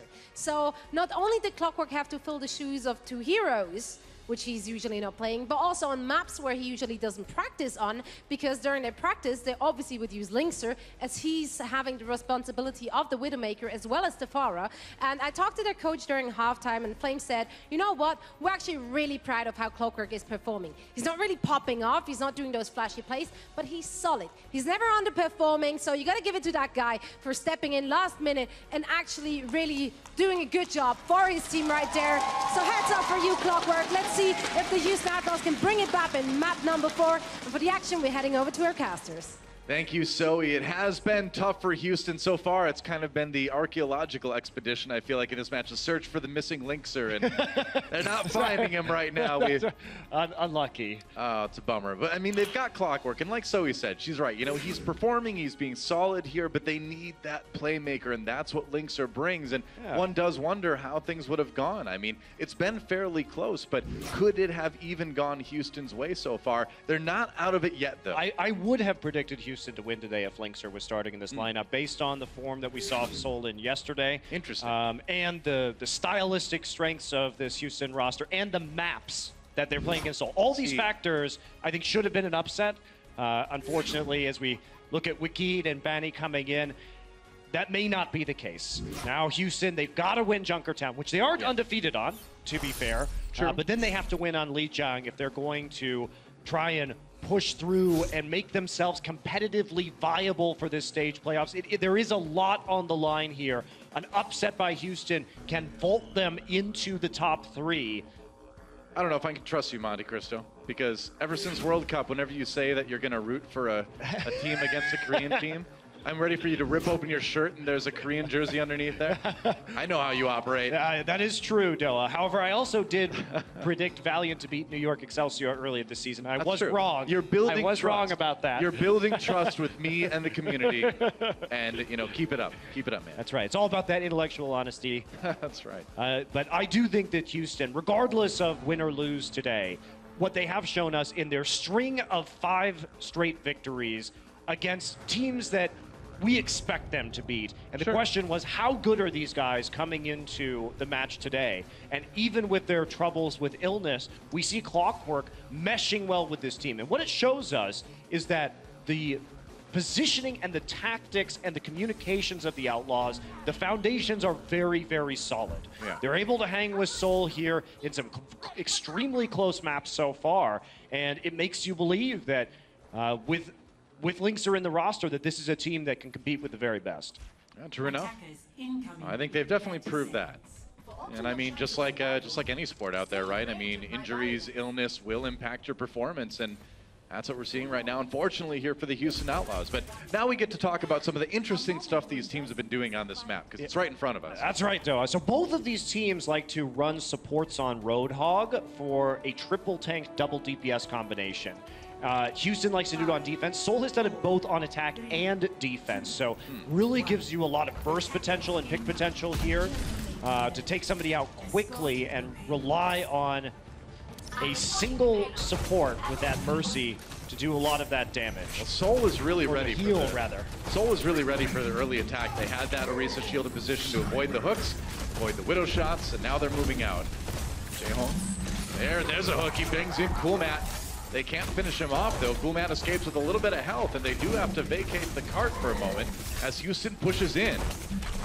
Yeah, Raucus was on the flank attempting to get a hook behind the shield. He's looking again around the side. He's going to be creeping out here. Yeah. Early Riptire for Jake. Oh, where's it going to go? A lot of those tanks allow him to charge his ultimate particularly quickly. Oh, Miro taken down. Clockwork gets the kill into Jaehong as well. So Houston, despite losing Jake, that may be enough. Oh, okay. And then Fleta shows up, and Fleta destroys everybody. That's 4 for Fleta.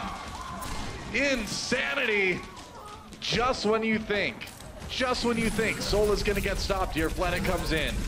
So what Seoul did there was open up the sightline for Fleta. So after they got the kill on Jake, Zunba comes back in, and it looks like he's going to be the one who's assassinating Benny on the Mercy. But it was all a bait to get them into the crosshairs of Fleta. And then Fleta delivers with the 4K. That was magnificent. That was some beautiful stuff from Seoul. Jake did take out the Rip Tire coming in from Wekid, and now they're going to have to go ahead and use Toby's Mercy ultimate to try to take this point A. They do take it, though. Fleta finds Clockwork again in the Widow v Widow, and Houston brawling on the payload, but the point has already been taken. There goes Bounty, and now Houston not going to find an opportunity to set up that high ground defense here on point B. So this could be the beginning of a snowball from Seoul. Yeah, it could be, and Houston going to try and make some adjustments here. They're going to move Raucus, of course, over to the Zenyatta for the rest of this map, and Clockwork is tired of the Widow versus Widow, so he will be on the Soldier 76, but they are going to have a hard time dealing with the high ground hard point here set up by Seoul Dynasty. Yeah. A lot of room for Fleta to work with right now. Just gonna watch them try and come in, and they're not gonna get any opportunities or give any away for Fleta to take advantage of yet. Muma's the only one on that side of the map. Everybody else is trying to wrap around right now. They've got to show themselves at some point here. Oh, they are now. Fleta showing, being shown by the Houston Outlaws. Forget that sentence. It's something anyway. Jake gets a kill on the Jaehong. Oh, there we go. Yeah, the next one will be better, I promise. All right, Merciel coming in. Bonnie pops the Valkyrie to keep Houston in this one. And they do manage to jump on the payload here. Becky kind of cornered and brought in for the kill. So Houston do manage to stabilize in the end. Yeah, they do. Muma there on the side, a bit of a distraction while the rest of his team. Coolmat is way far out in front. He is lucky he did not get demech there. Yeah, oh. Well, Fleta overextended. He got a little hungry to finish off that Diva mech. And yep, it was all part of the plan. Jake ends up punishing him for it. So, Fleta back. Seoul Dynasty going to push again here. Yeah, 3 minutes on the clock. Sticking to the Roadhogs. They've been pleased with this so far. He's just charging up Toby. They want to get that Valkyrie, knowing that he is only 10% away right now. That's right. Here we go. Riptire coming in again. Jake looking for some kills. Can Jaehyung take it down? Oh, he got it! Toby. He found Toby with that one. That was a 1 HP tire left. I thought for sure it was going to fall, but instead, the kill comes onto Toby, and that is great for the Houston Outlaws. It's going to give Banny some more time to get his Valkyrie. He was about 60% behind. These little breaks could be worth quite a bit for the Houston Outlaws. Great value from the tire. Fleta over on the Genji now, so swapping things up a little bit, seeing if he can get a little bit more aggressive, find the back line. Houston has done a good job of protecting its supports. He wants to change all that now. Here comes the tire. Ooh, dodges a shield, goes right through them. He's gonna come back again. He really wants that Zenyatta. Yeah, Raucus taken out after the Transcendence ends. Muma still has that supercharger up on the high ground. But the payload's moving, Doa, this entire time. Now stopped finally. Toby, though, pops that Valkyrie to keep Seoul in this one. Zunba demeched, but not demotivated as he goes in onto Coolmat. Now Muma running away. I haven't seen Orisa run away from Pilot Diva very often, but we just saw it. And that might be enough to give Seoul a point. Looks like it will be. And the upside to chasing down Raucus with that Rip Tire was that they couldn't actually move onto the point. There was no healing for them down there after Raucus dies, so they have to stay behind the barriers. And Seoul realizes this, and they just keep the payload moving with Fleta. Fleta's just standing on top of it the whole time. Yeah, why not? So now there's no chance at the end of point B for Houston to defend because the payload was moving for the duration of the last fight. Now, about 2:30 on the clock for Seoul to try to finish Junkertown here. Fleta low has to back off for the moment, but that payload still moving forward a little bit. Got paused for the moment as Seoul backs away. Looks like they need to get some healing onto Miro here. Yeah, they know Banny has the Valkyrie, so Seoul poking in. They don't want to try and fully push this point yet until they have some matching ultimates. Jaehong will be the first up with the Transcendence. Now, Wiki getting close to that Riptire again. That could be big too. Jake's gonna get his first. He's gonna send it in. Can they handle it? Where is Satire coming in from on top? Oh, but Wekied right there. with the concussion mine to take it down. Fleta gets the D-Mech on the cool man. That's a big one. Diva out of the way. Ooh, Fleta has to back away, and here comes Muma for the kill. Weki's tire does not find its mark as Clockwork shoots that one down. And Transcendence from Jaehoong, they're going for it. They are going in on this one. Banny's going to use his Valkyrie as he sees the Transcendence come out. But I don't think he had to use it there, Doa. The Transcendence was a bit superfluous. I agree. From Jaehoong, there were only 3 Seoul members. Yeah, it was kind of an overreach from Seoul. They're going to pay for it. Mira with the ultimate, but not getting a lot accomplished other than getting killed off later than the rest of his team. No, he made it out. Wow. I did not expect him to survive that. Oh, Toby. Oh, Weki. Yeah, Toby dying late to Muma. Yeah. So the stagger comes in for Houston. They're still looking okay. 1 minute. Yeah, the positioning is all right for only a minute remaining. They have the stall ultimates of the Primal Rage and the self-destruct, so it's going to take an overtime push for Seoul to get all the way through the end of Junkertown. Yeah, and Jake, we know how good he is at getting these picks with this Junkrat as teams try to come in here. Nearly has a Riptire yet again. Seoul needs to make something happen right about now. Crimson Bubble's down, so they're taking a lot of damage coming through the chokes. Yeah, they send in the self-destruct to try to pave the way for the team to come in and at least make a push here. Oh, and dead. He dies before he can use his Dragon Blade, and here comes a tire. That's a problem. No, it's not. Weki gets it. Fleta brought back up by Toby, and now Houston needs to be very careful about this. No, never mind. He's dead. He's back. Mercy's confusing. Fleta's back again. Oh, and Weki, meanwhile, you thought you had to worry about the ninja, but it's a Riptire the entire time. And Seoul getting some real distance here, but we are going to be into overtime. And it's all about baiting out that Transcendence with Raucous right now. Fleta needs to get rid of that ability if he's going to get the big wipe they need to finish the map with the Dragon Blade. Houston Outlaws still in control.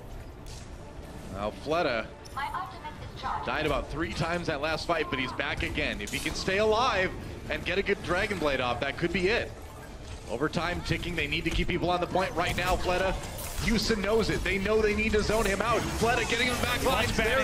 There's a sword. Can he find the kills here? Can't quite do it, no. Mercy, too much healing, and Toby goes down. There goes Fleta from the Riptire, and Houston may have just won this fight. That payload's still moving a little bit, but I think that's where it's going to stop, Monty. Yeah, I think you're right, Doa. All the ultimates coming down. Self-destruct is over. So is the Primal Rage, and that'll be it. So Houston do come up with the defensive hold in the end. Seoul got it nearly all the way there, but weren't quite able to finish. No, they weren't, and the support ults at the end, like you said, too much healing in that last engagement to make good use of the Dragon Blade. Houston did such a great job at the end of that last point. They did a good job of not giving Fleta really any opportunities to get onto the supports. He had to go after the tank, it didn't work out, and Weki had some great Riptires. This actually gave Seoul a lot of distance, as it often does when you kill both supports and one of their DPS with your ultimate. Yeah, it definitely got them some movement, and that may be enough. As we take a look at the attack here, potentially from the side of the Houston Outlaws. We'll see. Well, we see Seoul Dynasty use the support on the Roadhog a lot on both sides of the map. When we've seen Houston run attack, they still like to use Double Sniper and Bastion. Right. But with Clockwork in the lineup, I'm not sure they're going to be going for exactly the same strat. And we'll see. Seoul, last defense they played in this series was that pretty great defense on Lunar Colony. That certainly went their way. Different map, different situation, but something Houston's got to be thinking about a little bit as they come in here, because they know they need to win this map if they want to keep this series alive and force it to that 5th tiebreaker map on Lijiang Tower. But even if they do, like you mentioned earlier, Monte Cristo, control maps, as we saw in Ilios, kind of rough for Houston, so yeah, it's mountain still, climb either way. Yeah, it's still going to be really hard for them, and it's not like we've seen Seoul be a slouch on this map. They are 3-1, and they have not lost Junkertown since their first game of the Overwatch League season when they lost it to the Dallas Fuel. That's right. Here we go. Houston on the attack. They've got Raucous on that Bastion, as they often do. The pirate ship will be setting sail here. Yeah, I like the fact that we are going to be seeing Jake on the Junkrat. Whoa! Not going to be seeing him for a couple seconds at least. Yeah, he'll be back up if, you know, momentarily. It's but a momentary wait for us here. Can they get to him though? Yeah, as far as the respawns go. But I like seeing him because Toby! Oh no! What? He got bounced by a Junkrat grenade, it looked like. Man, Clockwork waiting for the damage to charge up on that sniper shot, but a little bit too long as Toby escapes certain death. But Houston Outlaws still pushing that payload. Fleta falls, so didn't end up mattering. Houston taking a smooth point A so far. Toby not going to be able to get that resurrection, so Raucus sets up shop behind a Orisa shield. He's not on the payload right now, overlooking the entirety of the defensive point where the Seoul Dynasty can hold. You can see he's on top of the car. I mean, Toby got sniped out by Clockwork. There goes Miro. It's going to be no defense at all for Seoul, but we've seen them lose first points quickly before, so we'll see. It's a good start for Houston, though. Great start for Houston, but we've been seeing that for 2 of the 3 maps that we've seen so far, and it hasn't resulted in a quick second point for Houston, or... True enough. Thanks for the narration, Junkrat. Here comes the tire. Oh, it got hooked. They lived somehow, some way. Jayon survived it. That big, meaty Roadhog body of his did the trick. They're still waiting, though, and Jake is aggressively zoning them out of this staircase. Oh, Miro, he's down. Wecky down as well. Houston, they refuse to be stopped here. They are going to keep this payload moving. And it's just been Muma and Raucus sitting on the payload this entire time. It's been Jake and Clockwork doing the necessary damage with some help from Coolmat. Oh, Fleta's going to get found on the side, and he will die to Coolmat. Yeah, you're not getting out of that one if you're a Widowmaker most times. And a tire comes in again, catching Toby, catching Zunba's mech, and Houston just all over Seoul Dynasty right now. They really want that map 5. Yeah, they do, and they've got plenty of time to do it. Fleta will remain on the Widowmaker. Jaehong moves to the Zenyatta, and of course Raucus will not be playing the Bastion through this final point. Already used his ultimate. Oh, nice delay there. Sneaky. A little bit of a delay. A couple seconds bought by Seoul. At least it gives the rest of his team time to set up here on the defense. As much as Coolmat and Muma will allow it anyway. Yeah, Zumba's already back up and rejoining the rest of his team. So Coolmat walking forward. He's by himself. Muma wants to stay on the Orisa.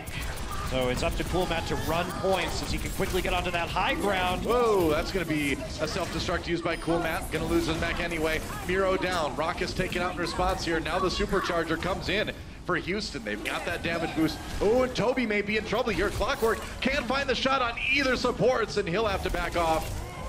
And it looks like Seoul may be able to stabilize a bit here. That payload's still moving, though. I don't know. The payload is still moving to Zunba's in the back lines. Now finally they jump on it. Muma trying to stay alive as long as he can, but looks like Seoul will come out on top of that fight for the time being. Yeah, Jaehong gonna work his way all the way up to nearly a Transcendence right now. Raucus already has his. Now we're gonna see Muma change. I think it was trying to see how much movement they could get by remaining on the Orisa with the supercharger. Still plenty of time left to work with the Winston. Clockwork also wants to play on that Soldier 76. Right.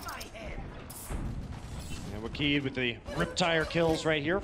3 of them came in 1 Riptire. That does help. Speaking of Riptires, Jake sending his over Soul's way. They're going to demech Zumba immediately with it. Transcendence for Raucus. Ooh, I don't know if they needed that one right there. They may want that Zenyatta ultimate back. We'll see if Seoul can capitalize on it. Fleta taken out. That's not how you capitalize on it.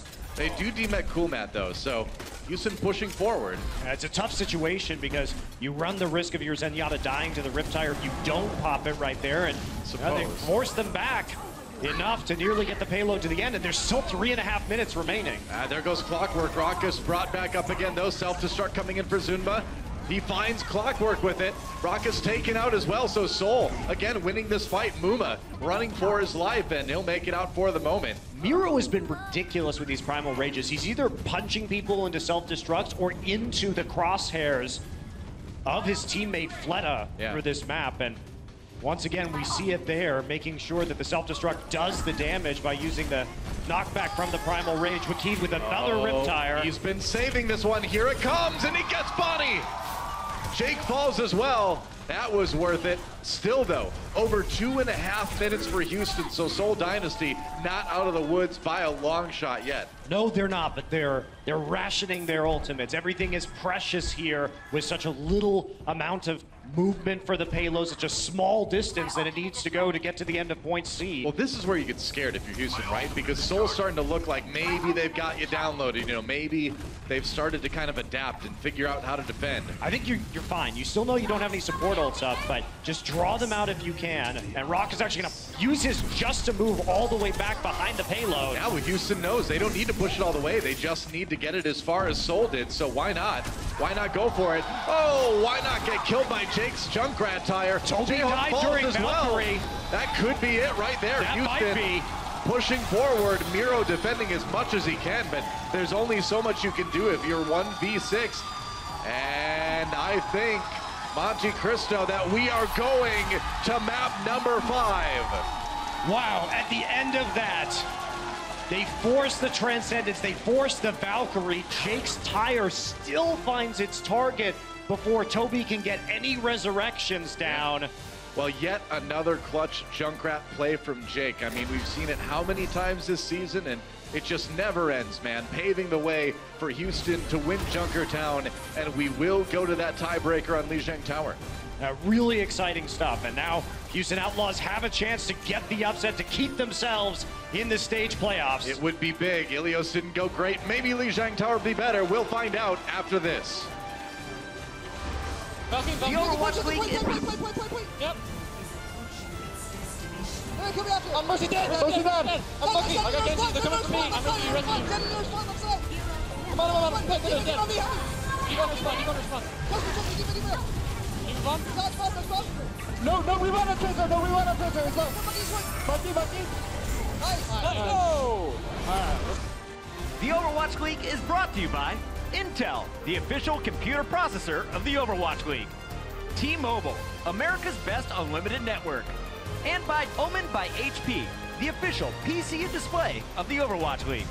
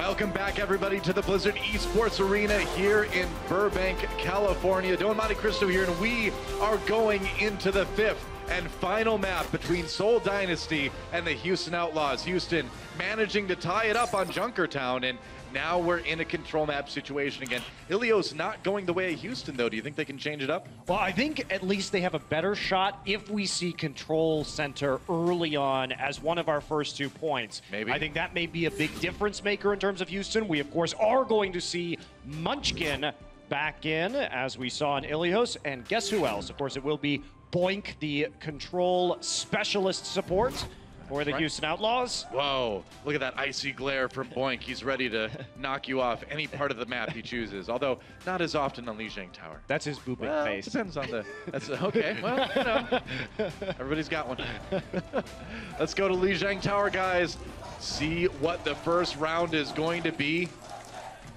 Houston Outlaws with a shot to get themselves one step closer to that playoff match next week.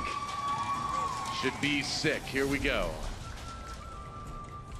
It looks like we are going to be on Gardens first, and this is actually probably one of the worst maps that could have come up here for Houston, and one of the best. Very true.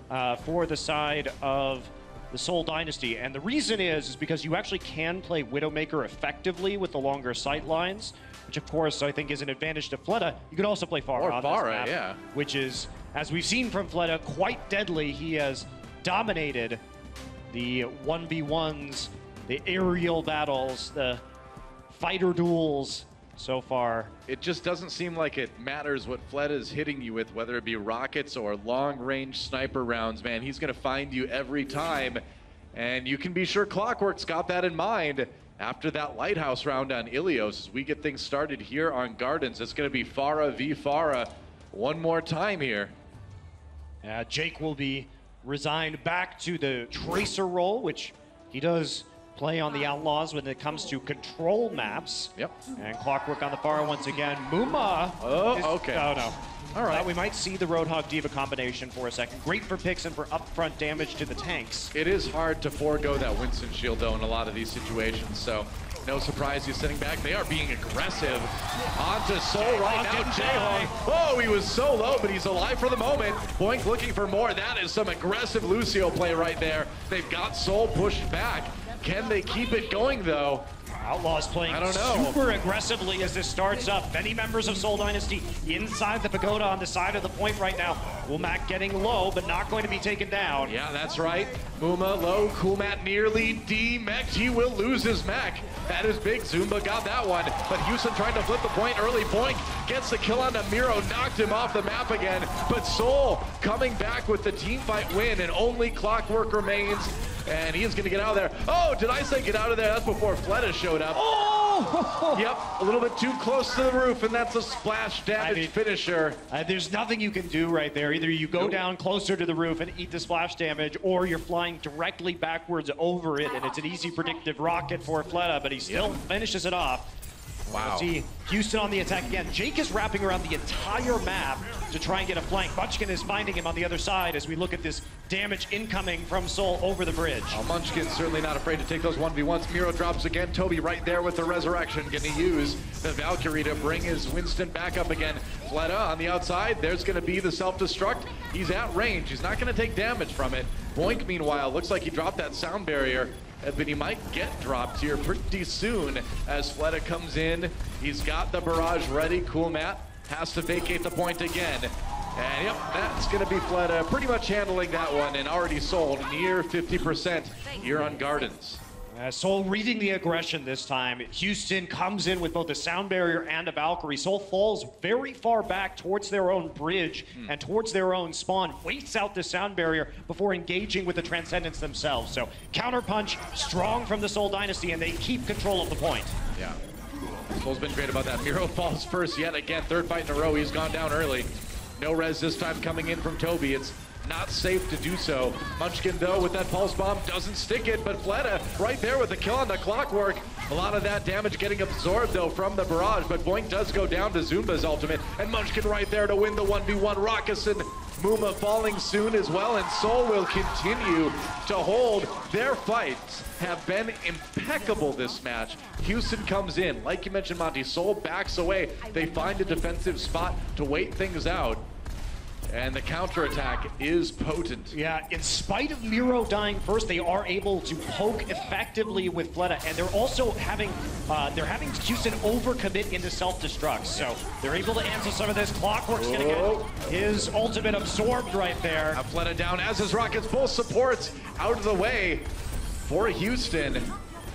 And it just doesn't seem like Seoul's touchable here. Fleta looking for another 1v1. Needs some healing. There it is. He finds it on the Clockwork here. We're into OT. And as Muma drops and the rest of Outlaws are pushed out, Seoul going to take a resounding victory on Gardens, 100% to 0. Bury me, Fleta, in the audience.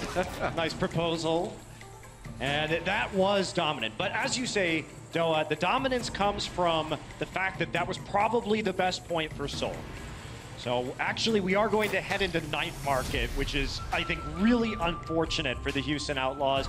With Control Center, they'd have a better opportunity to be effective with the Junkrat and the kinds of compositions that they've seen success with in this series. That's a bit rough. And Houston going to have to pull through here. Now, you might be worried that Fleta might get distracted by that sign, but I don't think he knows that word in English, actually. So I'm serious. I've talked to him in Korean and English. I think we may be safe. No distractions there. Seoul coming into Night Market here. Houston needs to win this round. 49% of his rockets as direct hits. That is ludicrous. No kidding. Well, Houston, what a position they find themselves in. They force it to map number 5, but they need to win this round if they want to have any shot of knocking out Seoul Dynasty here. It's not going to be easy. Miro on his own again. He died a lot early on in fights, but this time it's Munchkin who falls first. Now, Munchkin just died in a 1v1 to Jake, so getting the upper hand of the Tracer duel, and now Jaehong's going to be trying to fire in from behind the point, but this is looking good for Houston. Yeah, Jake finding crucial picks here. Jaehong, Toby, and Munchkin. 3 victims for Jake early on as Houston grabs a point first.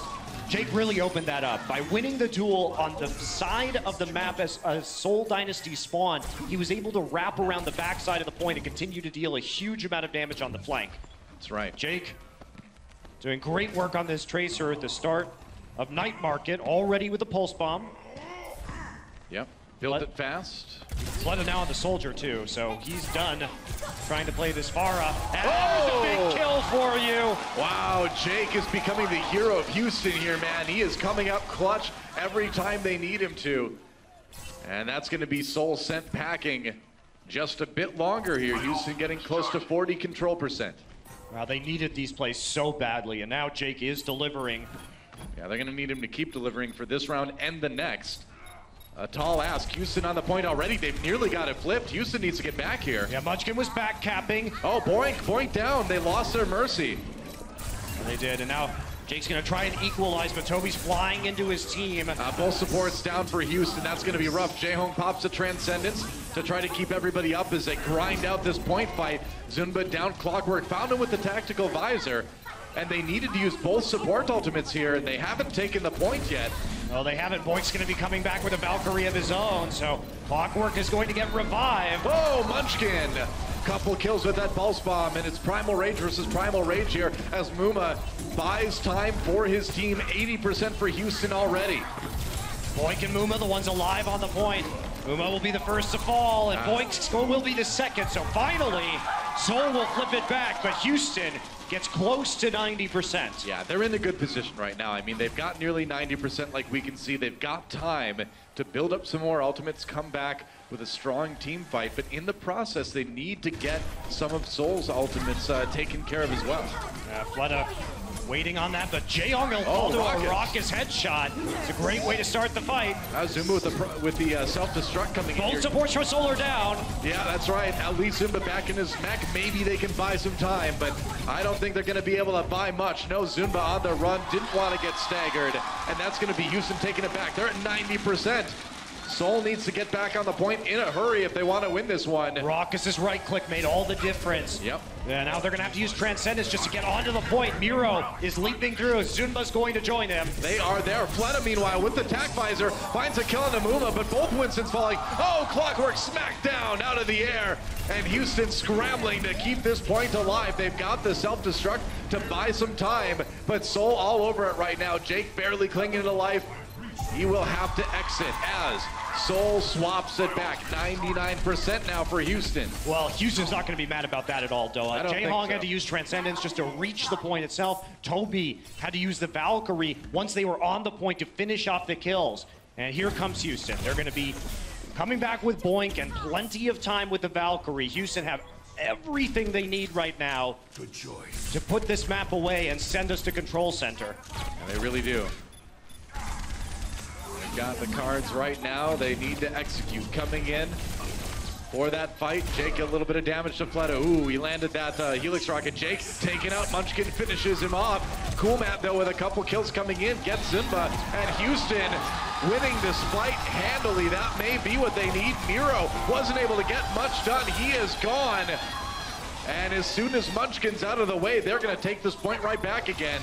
And that may be it for this round. Can Seoul even get there in time? Overtime ticking away. I don't think they can get there. Zunba's going to get in. No! Oh, he can't get there.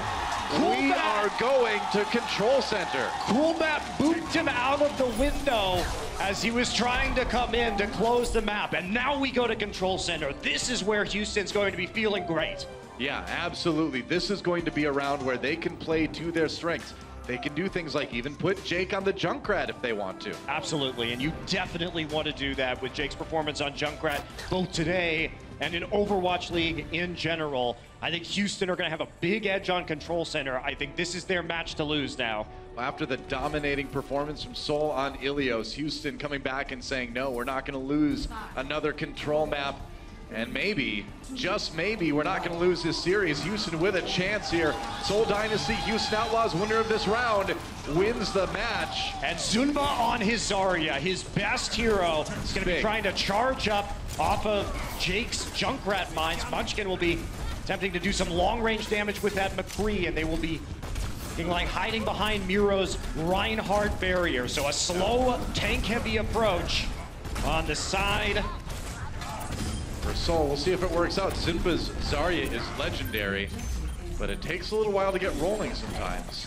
Jake unopposed in the back lines, and Zunba with the D-Mech on the cool man may have paved the way for Seoul to take the point first here. Oh, did I just say Zunba's Zarya is legendary? Well, there you go. That's why. This guy is insane on this hero. And that was a methodical approach. You could see how they were juggling the Reinhardt barrier and the Zarya bubbles. Zunba reaching maximum charge before they decide to go in. Zunba already at 83% of a Graviton. Yeah. Now trust me, this guy has been good on this hero for years. And it's something that Houston's going to struggle with. Anybody would struggle to deal with, but Houston not done yet. They're coming in hard now. Miro bounced out. They got to watch out. Oh, that was great. Clockwork up top, killed Toby. That's right. Clockwork snuck around. Here comes a Riptire. Is it going to be able to get kills? No. Munchkin manages to get it, but without Toby, it's all on Jaehong to keep people up. With that Transcend, it's going to be tough. Clockwork goes down to the Riptire from Fleta. Clockwork brought back up again, though, and Zunba fully charged. All the damage coming in, but it's not going to be enough. Houston may flip the point here. We'll see. Toby pops a Valkyrie. Is not done yet. Zunba back in action. So trying to come back down right now. The Graviton was used, but it wasn't effective. Whoa, Munchkin takes down Munchkin. Now that'll happen sometimes. Outlaws, though, they are getting pushed back here. Seoul holding for a long time. They've nearly got a flip. Oh, but Jaehong manages to D-Mech Coolmat, and that is going to be Seoul Dynasty barely holding on. As Zunba already 75% of the way to the next grab.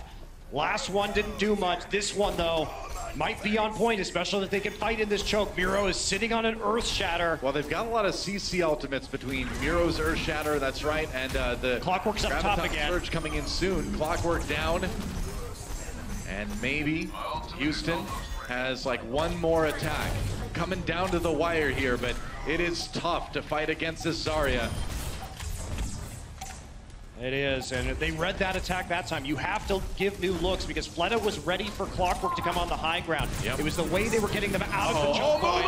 Muma and Jake go down. They couldn't afford that one. Here comes the Riptire right in the Graviton Surge.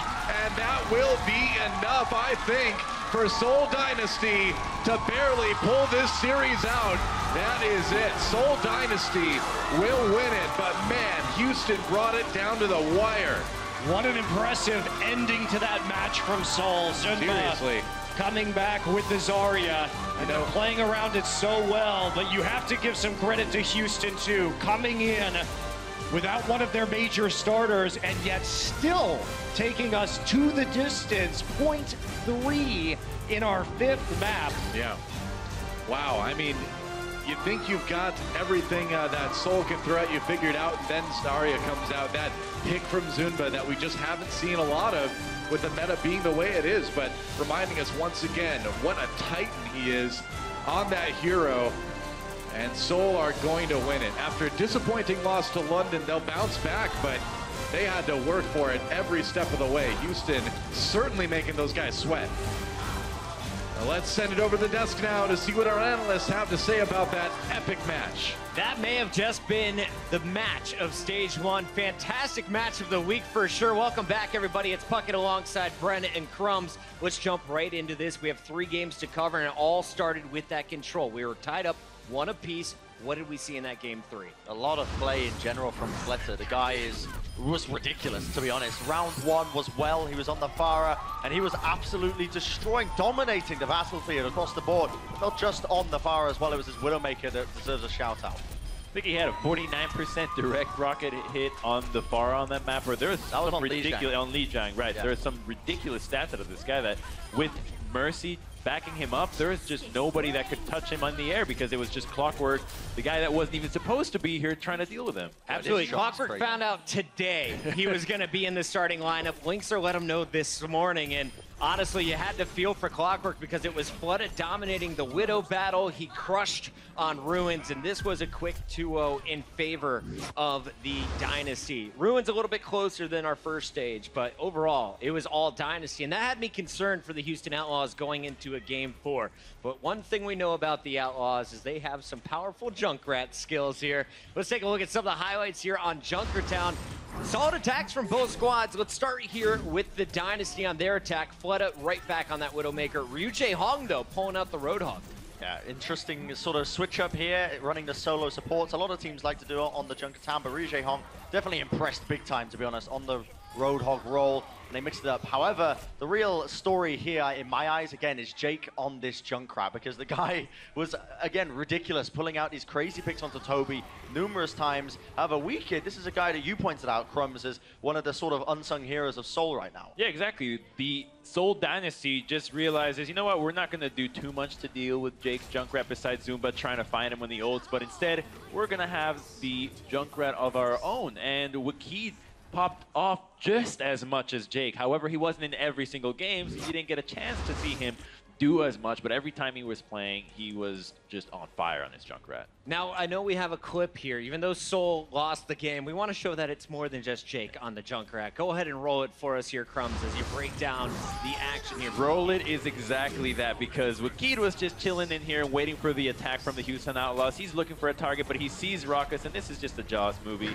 because he knows it's coming. He knows he has no choice, but it separates Zenyatta from the rest of the team, and then the Transcendence healing goes down, and everything falls apart. So it's a great way to disjoint the Outlaw setup. We mentioned it in the cast. You heard Monte Cristo calling out, when you see Wicked in the lineup, expect a Farah or expect a Junkrat. What other heroes do you guys want to see from him in the future?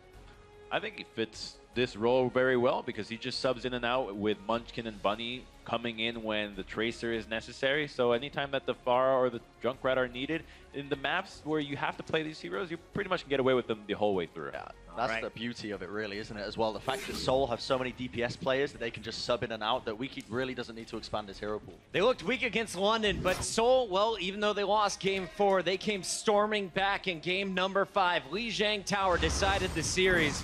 And it all started off with the Fleta show once again, back on the Farah, 99-0. Houston really never had a chance here on Gardens. Across the board, and you mentioned the statistic earlier, Crumbs, but it was like 49% direct hit accuracy with his rockets. That is absolutely mental. It's almost unheard of in general. And it was an incredibly close game in general. You know, Houston Outlaws, they managed to bring it back to that round 3 on the control center, but ultimately came out. I mean, we discussed the compositions a little bit, but I mean, you disagreed personally, Crumbs, with the way Houston approached that round 3. Exactly. So in round 3, you know that Junkrat is what the Outlaws are going to be running. And you know that Zumba is an incredible Zarya, so Zarya is going to have such an easy time dealing with Junkrat because you're guaranteed a high amount of charge. It results in him having the quickest ultimate in the game for that first round, even though it got eaten by Coolmat, but still it keeps your Zarya as a super dangerous threat because you're just dealing with the Junkrat. Free charge 24/7, and to me it felt a little bit cocky from the Outlaws to not recognize that you're probably going to be up against Ryan Zarya, and you should probably switch away from the Junk and run the Ryan Zarya yourself, or an answer to it that's not the D.Va Winston. Seoul Dynasty finally puts an end to the Houston Outlaws 5-match run, and now it's time to crown our player of the match. And this was tough for us. Originally, we were talking at the desk, do we give it to Clockwork for filling in last minute and having such a strong performance? Is it Jake for his show on the Houston Outlaws? No, we gotta go with the Seoul Dynasty. Your player of the match, sponsored by Omen by HP. It's none other than Zumba. We're not giving it to Ryu Jae-hong. It's not the Fleta show. It's the D.Va. It's the Zarya at the very end. He was on point all series long for this squad. Yeah, I pointed out his play on here in particular on Horizon. His management of his abilities is crazy. The guy saving his boost, saving his defense matrix for the exact right time. How he survived here, I do not know. He should have been focused down almost immediately, but he seems to pull these plays and forces the entirety of Seoul to play around him when he's making these big sort of impact plays that's maybe not as visible because he is on that off-tank role, and it does go a bit under the radar every now and then. And speaking of going under the radar, he actually ended up absorbing about 15,000 more damage on the D.Va rather than his counterpart Coolmat, and obviously a big part of it has to do with dealing with Jake, and a cool adaptation about it was that he actually ended up just hunting Jake every time that the Riptire would come out, trying to make sure that he was just going to find him, and you can see right there, 70,000 damage blocked. What I find more important here is the final blows on D.Va and Zarya. 62 final blows was 25% of the final blows on Seoul Dynasty tonight. That is our player of the match, sponsored by Omen by HP. What do you guys think of that series? You have fun? You're ready for one more? Because we're bringing it to you guys on the other side of this break. Don't go anywhere. Day 15 continues in just a few.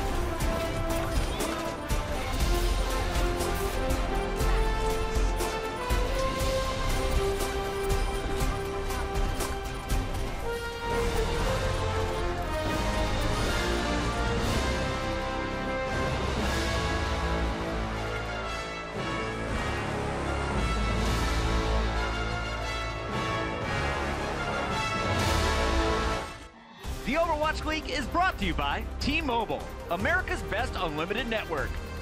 Omen by HP, the official PC and display of the Overwatch League. And by Intel, the official computer processor of the Overwatch League.